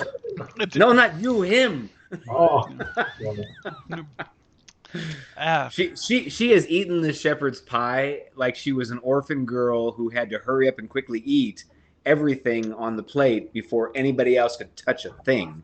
The kitchen girl keeps you guys well supplied with food, and she's prepared to feed the two of you. Bani, you get to tuck in with all the goodies described. Are you going to try to eat some more Blanka or no? Yeah, Bani is dressed in a tennis outfit, while the rest of you are dressed in your work gear. I'm sorry, what is that? What is that? It's a tennis outfit. I still look pretty dapper, personally. You do look very dapper. I didn't recognize you. I barely recognize me, too. Robyn, I want you to meet Bani, international tennis player. Yeah, I left my racket in the room, but I would let you sign it otherwise. Well, he's been running a racket all morning. Bjorn looks at Blanka. Did you bring your camera? Oh, cringe that it's up in my room. I'm sure we'll have another opportunity. Who knows what ridiculous things he will wear. Oh, the fox hunting outfit. The fox? What? Who's hunting foxes? We can fox Fox We can hunting. fuck? Yes, Oh, fox hunting. Fox hunting? Yes. Oh, fox. That's what you're saying. Yes. Sorry, it is the accent. Everybody, so I yesterday we were talking, and it was alluded to that there was this creature or character that lived in the garden or outside on the grounds. They called her Maeve. Something about fox protector in the woods. Have you heard anything about that? Any of you? I cannot even communicate with any of. I think that they're speaking something Cornish-like, and then I'm like, what did she say? What did I? I'm. How are you doing? Because I'm so glad to actually hear language. Drop into a brogue almost as heavy as he's probably been hearing all day, and go full lock, stock, and 2 smoking barrels on him. She just looks at you with dead eyes, like this is so useful. Bjorn looks at you, Robyn, and says, apparently the tier speak a dead language because it just sounds like a mouthful of marbles and mumbling to me too. Can't understand a word of it. Not a bit. It's not even uplifting. What? It's fine. It's fine. It just takes a little concentration, and you can pull it out. It's fine. I You look personally, hungry. I feel at home here. I mean, look at the food you're eating right now. 8. That's gone. shepherd's pie. I raise my hand and I. The girl comes over and babbles at you in her incomprehensible language. I point I at. don't know. Bani can understand, right? It's kind of iffy there too to parse that one. Oh, he does a fair job. That's 18. Nice. You can fuddle through the conversation. You want more food? Yeah. I point at the shepherd's pie. Shepherd's pie. Right here. And you hear her ask, coffee with a question mark? Yes. And an egg over easy. And just slap right on top of it. More, s'il vous plaît. The orphan. Can I have some more? Can I have some fish and chips? Please, She sir? comes back with all the food you requested and hot coffee. You do not notice tea in availability here anywhere. It's gone. I'm okay with that. I'm not much of a tea guy. I scoot it all close to me and I just start going. Wow. Hopefully That's pretty good. pristine though, keeping it off my clothes. Yes. You almost got something on your sweater. I Just brushes you off. Toss back the sleeves so it hangs over my back so we can, properly dig in. Hold my hair. I'm gonna require you to make a dexterity check. Looking for a 20. Robyn is 1. Oh shit! I can't do anything to help. Would you like to use a hero point? Yeah. Oh, sure. Actually, great point. No. I am lean. When I lean into this, the sweater is disposable. I can toss it. So, But it's the white polo shirt that just you get a big old sloppy dump on it. I guess I'm going into the Fox outfit early. For tennis? Well, I don't even know if they have tennis courts here. I'm sure they do, but son of a bitch. Okay. I thought I heard they were playing polo today. Polo? Oh, so hey, you said fox hunter. The girl, by the way, hurries from the room. Okay. Right, the adults are talking. I agree with you. There's local customs. Okay. I look around. Is there anybody else who is now attending, or is it just quiet? The 4 of you. So first thing I do is I pull out my satchel, set the tessimeter on the table, and I click it on. Like, pegs in the red. And I Robyn click it off. Stands up and puts a hand on her pistol because the last time there was a red light, it was the carnival. Yes. I put it away, and it's like these people have been here for a while, so whatever's happening, we haven't heard of any disappearances. We don't know what's going on. We don't know where the actual portal is. We just know it's in the vicinity. Oh, wait. But just as well. You remember, and she does the head like I can't remember the performer's name. Like he was not one of us. That really could mean any one of around us could be in a appearance, a disguise. Well, Constance suggested that she was being visited by a tiny creature at night. And she complained of it to her sister and was only teased about her inability to rationalize reality. Oh, is her sister... Oh, yeah, she's a total bitch. Why would she actually confide in her sister? It sounds like her sister has it out for her. Oh, but I will say, I met one of those. Tiny. What? You met one of what, Bani? What? Check around the room again. Tiny people. Tiny. Like I said, little guy walking around. I thought you'd been drinking too much. No. What are you talking about? No, there's so much going on in this house. So much. We shared a drink. We shared a few drinks. He drank a lot. Shared a drink. With Yes. a little person? Little guy. And if he tied my shoes together, he's gonna get words. My laces were tied together this morning, and I was, an expert at recognizing that I would fall on my face. I can imagine Can I that's try, true, because considering your history. This history, the one I'm wearing right now? No. No, the history of falling on your face. Oh. I don't Fine. know whether it would be religion or I guess religion actually would be the closest thing for anything on, if you will, leprechaun, not lore per se. Do you know what I mean? I know what I'm searching for. Right. Yeah. So you're going to have to articulate it a little better so it's easier for me to say no.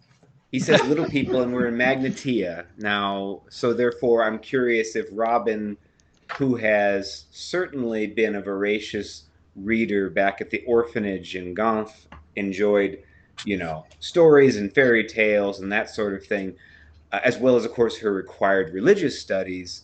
If there's anything that makes, I'd rather not be like, oh, just what? Do you have a basic lore skill? There isn't one. There is lore of driving. I do have the ability of, just a moment. It's a natural skill. No, not natural skill. Nature? No. It's the one where you're like an improviser. Oh. So I mean, I could roll with just a basic 6, or So if I'll give you a +1 +1 because you have the improviser. So go ahead and do a lore check. Looking for an 18. You got a +1. Okay, Yeah. so that would be It'd be a intelligence natural based. proficiency. So it's intelligence based. 14. You're pretty sure that you remember something, but you don't remember if it was about pots of gold or cereal. You're just not certain. Cereal. Kellogg hasn't been born. They haven't even invented marshmallows yet. Always after me, Lucky Charms. Don't they have gold? Okay, I'll go with it. Little people with gold? No, I would say that they're house tenders. House tenders. He called himself a knocker. She points to her breast briefly and then stops. What? Knockers? Just That's about what singular. You get with that It doesn't really matter, but I'm just letting you know that What do you mean it doesn't really matter? there are many things going on. Benny, it matters. What can we do? What can we still do? hasn't one hand still hasn't left the pistol grip. So it matters. It's a red light. The last time we ever had that, we literally had an incursion on our She looks around. There, Sorry. there may be some other explanations to this. Okay, so as I was mentioning to Blanka earlier, Bruce Ismay, who was the lord of the manor, is the financier who basically survived the downed Titanic. He jumped on the life rafts in lieu of saving women and children first. He jumped and left. I met him. And there's no way that any of you have not heard of Ismay, because even 23 years later, he continues to be vilified. The press annually talks about the Titanic, or any other time there's a shipwreck. That has some problem. The Titanic comes up and Ismay comes up, and how it crushed his career, and that he retired into obscurity, and that he was the reason. And it's been told and told and told that when you hear Bruce Ismay, you're like, oh yeah, he's the guy that sank the Titanic and the coward that escaped while women and children died. That's been the party line for the last 23 years in the literary world. You met him? What's left of him? What? Let's just say all of this press, negative press, and everything that's been blamed on him really is probably taking a toll. He's beyond us now. He's still alive, just completely incoherent. Now, the other thing about that is he's also very haunted. My stomach sinks when I start down this path. I walked into the study. They let me in. They opened the doors. They walked me through, and then they shut the doors after me. And all I could smell was this overpowering scent of salt water. And I couldn't understand what it was coming from, because I'm looking around, and after a while I started recognizing the memorabilia and the models of the Titanic itself, and newspaper clippings all over the place. And I looked over and I saw the man looking off in the distance, and there was a woman with two children holding their hands, and she was looking at him. And I couldn't tell what was going on, so I went to talk to the woman. And as I approached her, she turned and walked right through the wall. So you think that he is haunted? Oh, God damn it. I saw the haunting. Yes. Oh. Now, here, the thing is we know that hauntings can trigger this ethereal gap, I guess you could say. Yeah. So I don't know exactly what the test meter's picking up. It could be any number of things, but this place has many layers. Like I've said, many layers. I know that the staff doesn't necessarily like Assyrians, so they're being well paid. I know that the city is being taken, or the village that they are based in, is well taken care of. But there's a little dislike, and the Assyrians are never going to actually see eye to eye with the Magneteans here. I should have brought Clodagh Ferguson. Right, you're right. In so many levels, but I have a feeling that this is a house of horrors. How long has it been here? I mean, we're talking layers and layers, generations of... Well, Constance has only been here for the season, so her experience is fairly limited. And Constance is your friend? Has been here for a while. I did read in some of the reports. One of the teams was in a hotel in Bern, right? No. They further south, Lake Town, Lucerne. Oh, Lucerne. Okay. I think it was Edward put in the report something about transitioning to the middle Welkin Mhm. using a ghost for the transition. See, Using are a you ghost? suggesting that this breach is compliments of spirits? It's one of the many options that we can't have in front of us at this point. Robin points at the tracker, right, and says, "This isn't simply talking about. This is now." Nope. Right. I mean, is it? I mean, based on the reading on the tessimeter, we should be able to move into the middle Welkin and glide through the gray. If we could stumble into it, there's a potential for that, but I don't know. I We don't I see thought anybody. the readings must be off. I mean, if it were in the yellow, I could say we're nearby one, but to be in the midst, We're that's here. entirely different. Yeah, then we're here. The kitchen girl comes skittering in, followed by Mrs. Pierce, the housekeeper. She is carrying something white and folded. They both make their manners to you. And Bani, she walks over to you and hands you a brand new sparkling white polo shirt to go with your Oh, outfit. Now I that's service. I put my hand to my chest. Just leave it lying in the floor in the hallway, the dirty one. We'll take care of it immediately, sir. What I'm did so you say? sorry. Was the shepherd's pie too soupy? Oh, no. It is entirely my fault. This was amazing, and thank you. She shoots the girl a look like somehow it's her fault. And she retreats, and the girl just stands in a corner looking at her feet. I'm gonna say, Bani is incessantly, he is an Trying to equal do person.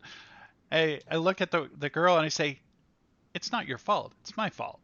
Thank What you. language are you What speaking? language? Yeah. I'm going to speak in Cornish, broken Cornish. It's not fault yours. Her eyes flick up, and then she looks back down at the floor. Okay. It doesn't really matter. So I'm going to. They're just peasants. They're Yeah, just servants. they're just servants. They don't matter. Hey, Robin? the orphan's offended. Bjorn says, so we are fox hunting at what time? 1 o'clock. What If do we- we do in the meantime? We wander the house and see if we fall into anything. Wait. I'm sorry. Did you just say we wander in a open rift and just see what happens? Yes. Where did you get that from? I have my sources. At almost 10 o'clock in the morning, he cracks open what you can smell is a good scotch. I can't drink it all. This is for me. Even gets Bjorn's attention. Right. Yeah. There, Because there one beer isn't enough. we need to go into the study together. He reaches his mitt across the table to you. No. Here, I'll give you a little. I gotta save this for somebody special. Somebody this tall. This tall. Nobody gets this. Are you I'm being stingy. toying with kobolds? Are you? Is that what you're doing? Kobolds. Scaly? Nah. Looks like a human. No, the wee people that they live around your village and they do chores in your house. They have gold. Wait. I think after reading about gold. They don't usually like the gold, but they do like the shiny things, and you can't keep cats around them. And foxes, I found. Foxes. I never heard that. That sounds like a wild embellishment. Anything small that can eat critters. If it can eat a rat, it can eat one. Okay, but no, tell me. What do you know about kobolds? What are kobolds? Because I've never... Kobolds. Are you asking your Norman best friend Yes! whether he knows any folklore? Oh, no, tell me about the folklore. because he called himself a knocker, which is different than what you're saying. But you just described him. He does chores around the house. He likes to collect things. He likes whiskey, which is why I'm holding on to this. Oh, that's why you're not sharing. That's why I'm not sharing. That's why I'm just taking a little nip. It's So only 10 in the morning. the kobolds, you may call them something else. They're from the fairy world, the fae, and the kobolds. You can find them in the countryside, and you can find them in the homes. And what you're describing, it sounds like a house kobold. In Normandy, we leave out milk or cream. Sometimes we leave out sweets, shiny things, whiskey. Buttons. Well, in Normandy, we leave out the vodka. And we keep no cats. And that will keep the kobolds happy in your home. And they'll do the small chores and mend the clothing. They'll take care of your shoes. If you want to know if there's a kobolds in this house, then tonight, put your shoes in the hallway. In the morning, they will be like mirrors. Now, it could be that the servants will take care of it, but not likely. And if you really want to be certain that it's a kobold, take a coin and put it under the heel of your shoe. If it's a servant, they will not take the coin. But if it's a kobold, they will. Then you know. But don't try to catch them and see them, because then they will leave. They will But leave. you said you talked to one. They will Who leave talked to one? the place. They will leave the house if you. Oh yeah. You can lose a house load of house kobolds if you insult them, if you don't reward them, if you begin to take them for granted, if you bring a cat into the home, if you don't create variety for them, if you just keep leaving out cream, they're going to get bold. And don't correct their grammar or punctuation or pronunciation. They hate that. I'm horrible at that. I will keep that in mind next time I talk. Robyn looks at Bjorn and leans in. You know too much about the kobolds. Oh, they're the lethal things that I know about. I could tell you stories of the horrific things that creep through the night, and perhaps one day I will. But not while a man sits across from me with at least a 40-year-old scotch that he's not willing to share. And eucalyptus so you can't smell it. It's just That I can smell. Okay. I grab his mug from across the table and I pour out. I just want to keep a nice sample at the bottom of the bottle and hand it back to Bjorn and say, "Don't drink it all in one place. Cap it, throw it in my satchel." He takes it, lifts its skull, and throws the whole thing down his throat. Damn it! I never trust a Norman. With whiskey. With whiskey, don't trust a Norman. Skull. I do a passive glance at the girl, see if there's any reaction when different words are said. She is looking at her shoes. Doesn't react at all to. And plus, we're talking in Allenberg. Yeah, that's probably true. But there are some words that just that don't translate. That when they pop up, they might actually trigger. Grab the kettle and refill anybody who's drinking coffee. Oh, she intercepts you before you can get to the kettle. And then she serves coffee all around. Cover my cup. I'm not letting her put coffee in it. Puts the pot away. Mutters an apology. Do you speak Cornish, Blanka? Yeah, fluently. Fluently. Okay. Yeah. She tells you that she begs your forgiveness. Let her be good at her job. She's good at being quiet, not paying attention to things that don't concern her, and she's good at making sure you're all well fed and well coffeed. I will turn to my teacup and see if she attends it properly. She looks at your teacup and starts to reach for the coffee.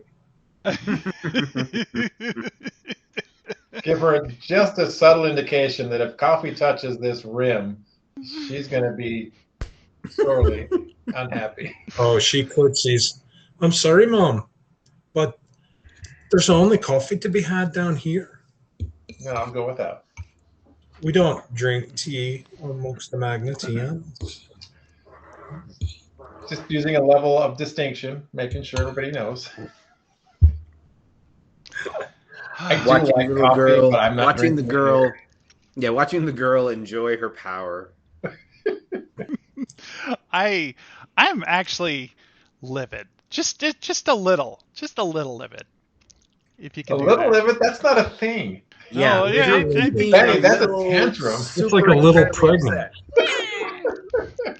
A little super incredibly upset. Yeah. Does Benny have a sour face? Yeah, I'm like, We call it the bitch face. what are you doing? What are you? RBF? Huh? Is that RBF? Yeah. Well, it's not resting. I very clearly have it. ABF. RBF. Active bitch phase. Yes. Oh, Bjorn is ABF. flicking peas and carrots out of his beard. Hey, you probably need to do something about that. I have to go change.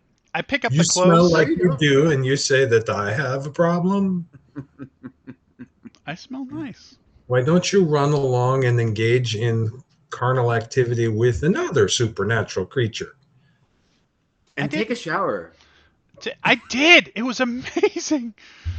You could hurt a kobold if you tried to do that. What, wear that much? No, he No. doesn't mean wear that much. What do you do with a kobold in a carnal encounter? I do not know. Well, I would split him in half, but perhaps it would be better with you. You and your gigantelope. We have business to attend to. I need to get dressed. I just need to get dressed. Then we can go out and do. I turn to the girl and I hold my clothes up. I was like, where can I They dress? just brought you a fresh set. Yeah. She curtsies and scampers out of the room, so it's just the four of you. Okay. Oh, that is Change. beautiful. You frightened her away, Bani, with your... I look for a corner that I can, strip down and put on the new clothes. Everyone here it's has just a seen shirt. you naked, usually wounded, but Oh, yeah. Bjorn raises an eyebrow. Do you even lift, bro? It's kind of a 2-pack, maybe a 1-pack, just a little bit, but I got this. Slab. Yeah, it's kind of dad bodding, just a little. I could take you in a arm wrestling contest. What do you do with your dirty shirt? I take all of the dirty clothes and I just plop them in the hallway. I walk out and I put it in the hallway, and I It turn. barely hits the floor before the kitchen girl blurs past and picks it up and disappears down the whole corridor. So you're back in nice, clean tennis whites. See, You hear a clock somewhere in the house, or maybe down here, striking 10. we probably should do at least a little tennis, and maybe it's safer outside of the house than it is inside. Blanka, this is your vacation. Let's go test the grounds. I haven't played tennis in a year. No, A year? 2. 2 years. Before I joined this outfit. I haven't either. My pastime has always been hunting. So yes, I should give it a polish. Robyn, do you play tennis? She is standing. Her hand has never left the pistol grip during this entire exchange, and she is in the booted, I'm ready to get on a horse and hunt a fox outfit that you helped her pick out, which is like, she loves it. She looks at you. That's not the right grip for tennis. You need to put that away. Yeah, backhand. If you don't have a good forehand, you will not have a good You backhand. gotta straighten that elbow. Yeah. No, I have not lived in a privileged life for the tennis. The tennis. Let's go to the court. I'll give you some lessons. I don't think that we were even given such clothes. Given? Oh yeah, I didn't What, you bring think he these. came with this? He Yeah, did not they come were. with this. They were inside of my armoire, and I have an armoire. That's twice as good. If you have 2 sets, Blanka, I think that I they'll fit think you I saw perfectly. something in the closet that might fit you. Let's get you dressed. We'll meet the rest of you at the tennis court. Look at Bjorn. Yeah. Tennis? His arm is way overdeveloped for tennis. That axe is way heavier than a racket.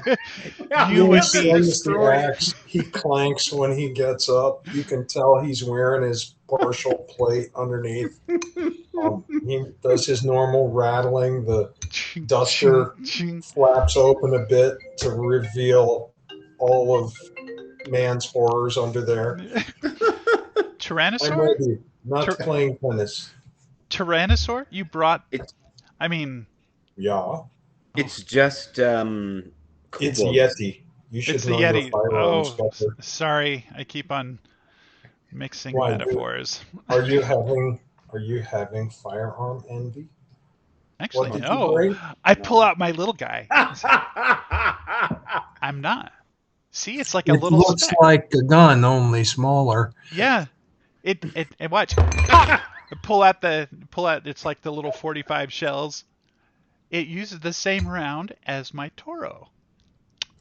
Oh. So you use it to piss people off, yes? Maybe. Does it have the rune on it now? That's okay. You use that to get their attention, and then Papa Bjorn will take care of the problem. That's what I expect. That's why you're here. Or Mama Robyn. I want to Excuse me. watch you play tennis. This should be entertaining. Oh, jeez. Robyn, make sure you bring your camera. Yeah, when Robyn comes with me up to Constance's room, I'll pick something out for her that's appropriate for tennis. I will retrieve my camera now that I know I'm missing opportunities to capture life. Constance, your luggage is not in Constance's room. The only thing in Constance's room is Constance's stuff, and she's lying on the bed with a towel covering her forehead and, of course, the pink silk sleeping mask. This is my first time to meet Constance or see Constance. Can you describe She's it? a I will indicate to you she's not to be somewhere. greeted at this moment. We will use our best stealth abilities to go get dressed and not disturb her because we don't need extra drama. And she brings it. She's moaning and groaning, probably doesn't even notice you're in the room. But a maid in the hallway is more than happy to guide you to your suite, Blanka, which is on the same floor. I'm sorry, it's up on the 3rd floor. It's right across the hall from Bani's room. Only it has 2 doors instead of 1. She opens them both for you, and it is a beautiful, airy suite. Great big window that is open to allow the summer breeze to blow in. Huge canopy bed, armoire, dresser, chairs, ladies' dressing table, and then there is a side door that she tells you that is the WC and your own shower. This is the cord that you pulled for service. We've already taken the liberty of unpacking all of your items and hanging them in the wardrobe. And if there's anything at all that you require, just pull the rope and a footman will be with you momentarily. Look through my closet and see if there's something appropriate for tennis that might fit my shapely friend.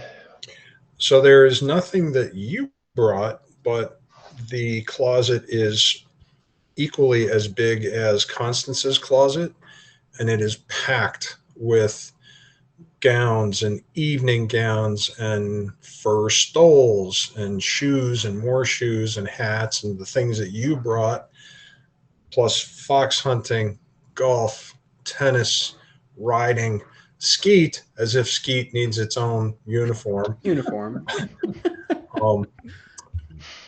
Enormous hats that you know that people wear to either horse races or polo. assorted parasols in different colors. You've got it in this room. Resist the urge to dress Robyn inappropriately. She's just looking at this rope. She's taking it in. To hang herself? No. Actually, she's checking out its thickness to see. Well, you don't know what she's thinking, I think. And she's just kind of like admiring the rope. Like with a pull of this rope. Let's not summon the servants just yet. Let's find something appropriate. Robyn and I have been roommates almost 8 months now. Yes. Right? So you ready to throw me out now? It's occurred. It's crossed her mind in the past, but this is not the time to. And the opposite true too. Pick out something. Sweaters flex. Find a good size skirt that's appropriate. Hand her shoes. Just a couple till they fit. Are you the same size as Constance? How do they simply have this? You find a classic Highland look for women, which is a plaid wool skirt, sweater with a jacket, usually some kind of boots and a hat to go on top of it. I couldn't like sneak any of this out, no? Would that be improper? Listen, if there's something that you here, Papa, hand me Papa. What? She goes to her right hip. Hand you Papa? Okay, she. Do you want to be able to carry Papa with you today? You're gonna have to leave last light in your room. She looks at you like you're. It's a red. Give me Papa. Papa, I give you. Clasp Papa, hand it back as a pin. You can wear it. And if you can find a place to keep last light that isn't obvious, by all means. Maybe you should have done this to last light, but sorry. I can't. It's magical. Oh. What kind of firearm is last light? It's a. It has an enchantment. Clovian. 886 wheat. It's also they're both 886s. Yes, it has yes, it has greater striking on it, so it has a +2 to strike. So I cast a shrink item. That's now gone from my repertoire for the day. And it has John's busy. Intermission. So you have to think about this now. I'm having a delicious Chinese dish called gosh, it's not Shirzatol. It's Mao Zedong's favorite dish. You follow Mao Zedong on Twitter? No, but the first time but the first time that I had Instagram. No, but the first time that I had it, everyone was like, in China, they were like, that was his favorite dish. Like this was the shiz. What is it? That's what I'm going to try to tell you. You're looking it up. You're not telling me what's in your bowl. Yeah, how do I tell you what's in my bowl? It just showed up. Red braised pork in English. That's what I want to be able to translate for you, but I've just basically eviscerated it. We've got a slow cooking pork roast upstairs that I'm waiting for. It's been going since 11 a.m. at 175 degrees. Ooh! I'll be right over.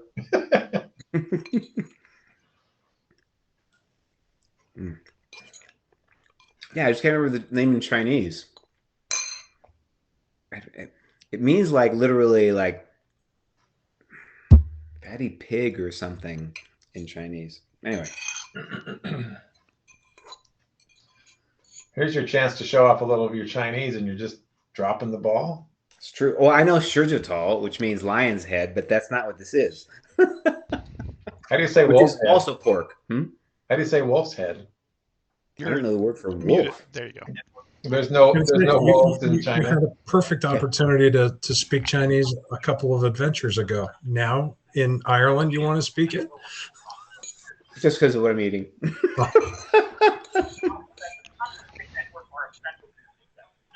Are you on hold? I've got the alarm. The alarm company's got me on hold.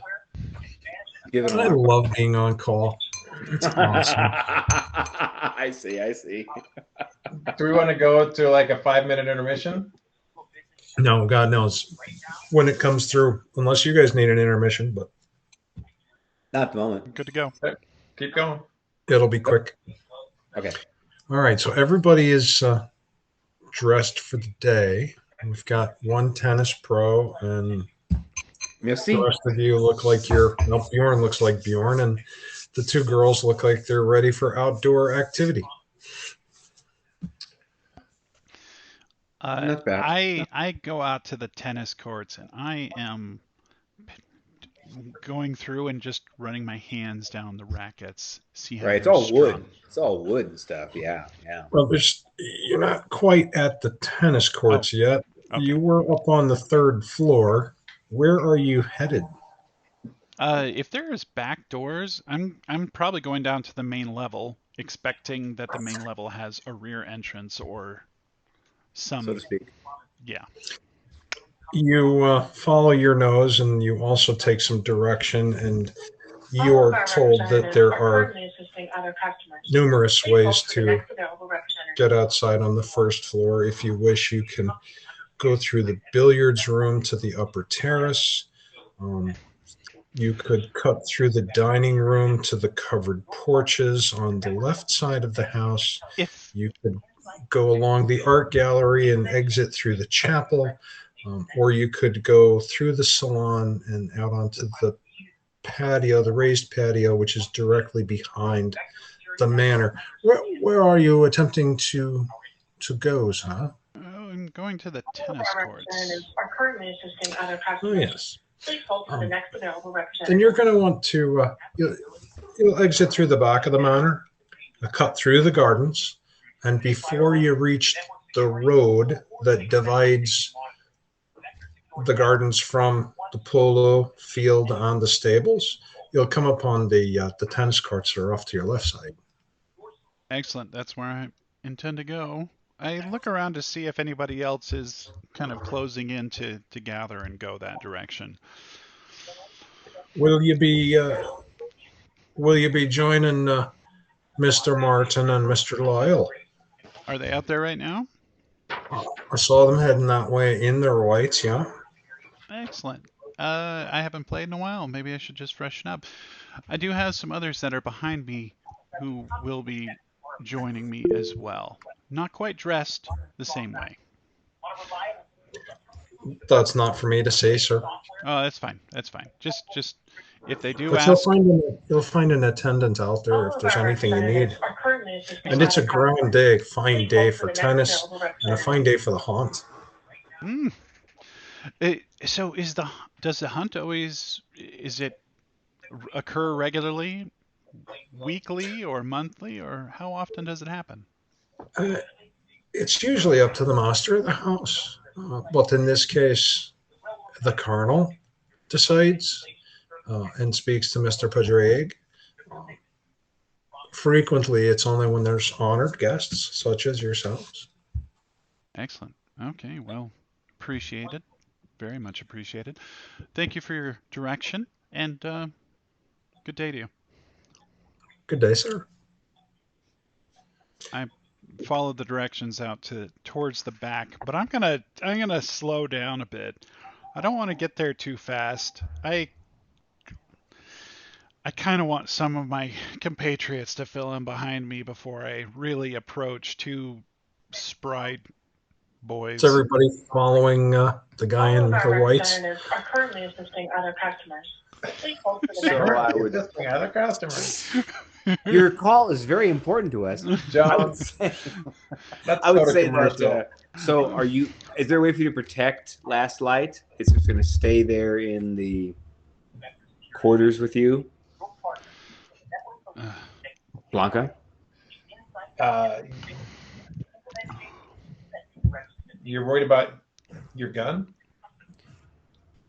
One, we just finished understanding that we're actually in an open rift. Two, we understand that there are things, kobolds maybe, that like shiny things.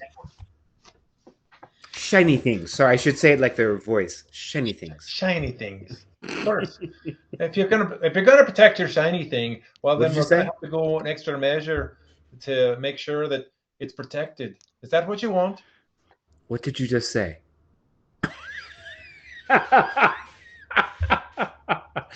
Yes, protect it. Find a shoulder bag. Here, take this one. Tuck it in there. You are a gun. Let's go. You are Merci. gone.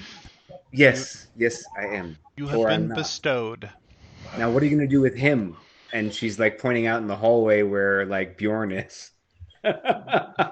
Bjorn Bjorn's is Bjorn. standing there with his arms He's crossed. a handbag of an armor. Not while she was changing, you weren't.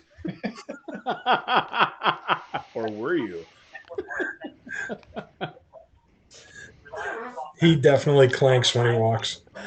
Yeah, so she knows whether he's in the room or not. That's right. All right. Make sure Robin's dressed for tennis. Find something appropriate. We're gonna make Bani look like he's in the right place, not he's like some. Maybe you Blanka, shouldn't. you're dressed more for riding and outdoors. Yeah, I'm gonna adjust. We'll switch back later for the hunt. We've got a couple of hours, so find a good tennis sweater, skirt, pants, or shoes, and a nice pair All of. of our representatives Tasteful are currently assisting other customers. As you Please hold for the exit, next you cut available through the representative. salon, you walk out onto a raised balcony behind the manor house, and you see the gardens stretching out before you. There's quite a bit of statuary. There are fountains.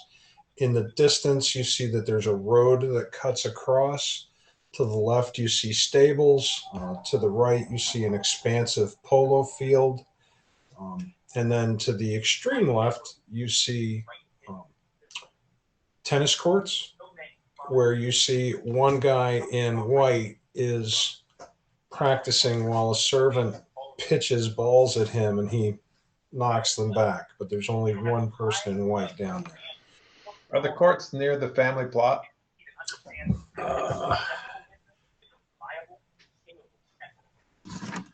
If you were to continue down that road to the left, you'd come upon the family plots, but you can't quite see it from here. All There's of some our trees representatives are currently shielding assisting where other you customers. Please hold for suspect the it next available is. representative. All right. So the gardens are filled with workers, and people are pruning and trimming and hauling away debris, and moving through the whole area is an older man in a leather apron with his arms folded behind his back as he walks. Looks like he's absolutely supervising. The gardens are meticulous. They're beautiful. We're not talking about Stephen King hedge mazes here. You can clearly make your way through the gardens, and they are spectacular. Thank you for calling So nice. Sorry, John, your phone's just distracting me. I think he's got it though. Oh, he's got it now? Okay. Now we can intermission. Let's go to intermission. We'll meet you back here in 8 minutes. 2 minutes. She was like, he raised 2 fingers. We'll do 5 minutes. 5 minutes. 5 minutes. Okay. Hey, those are.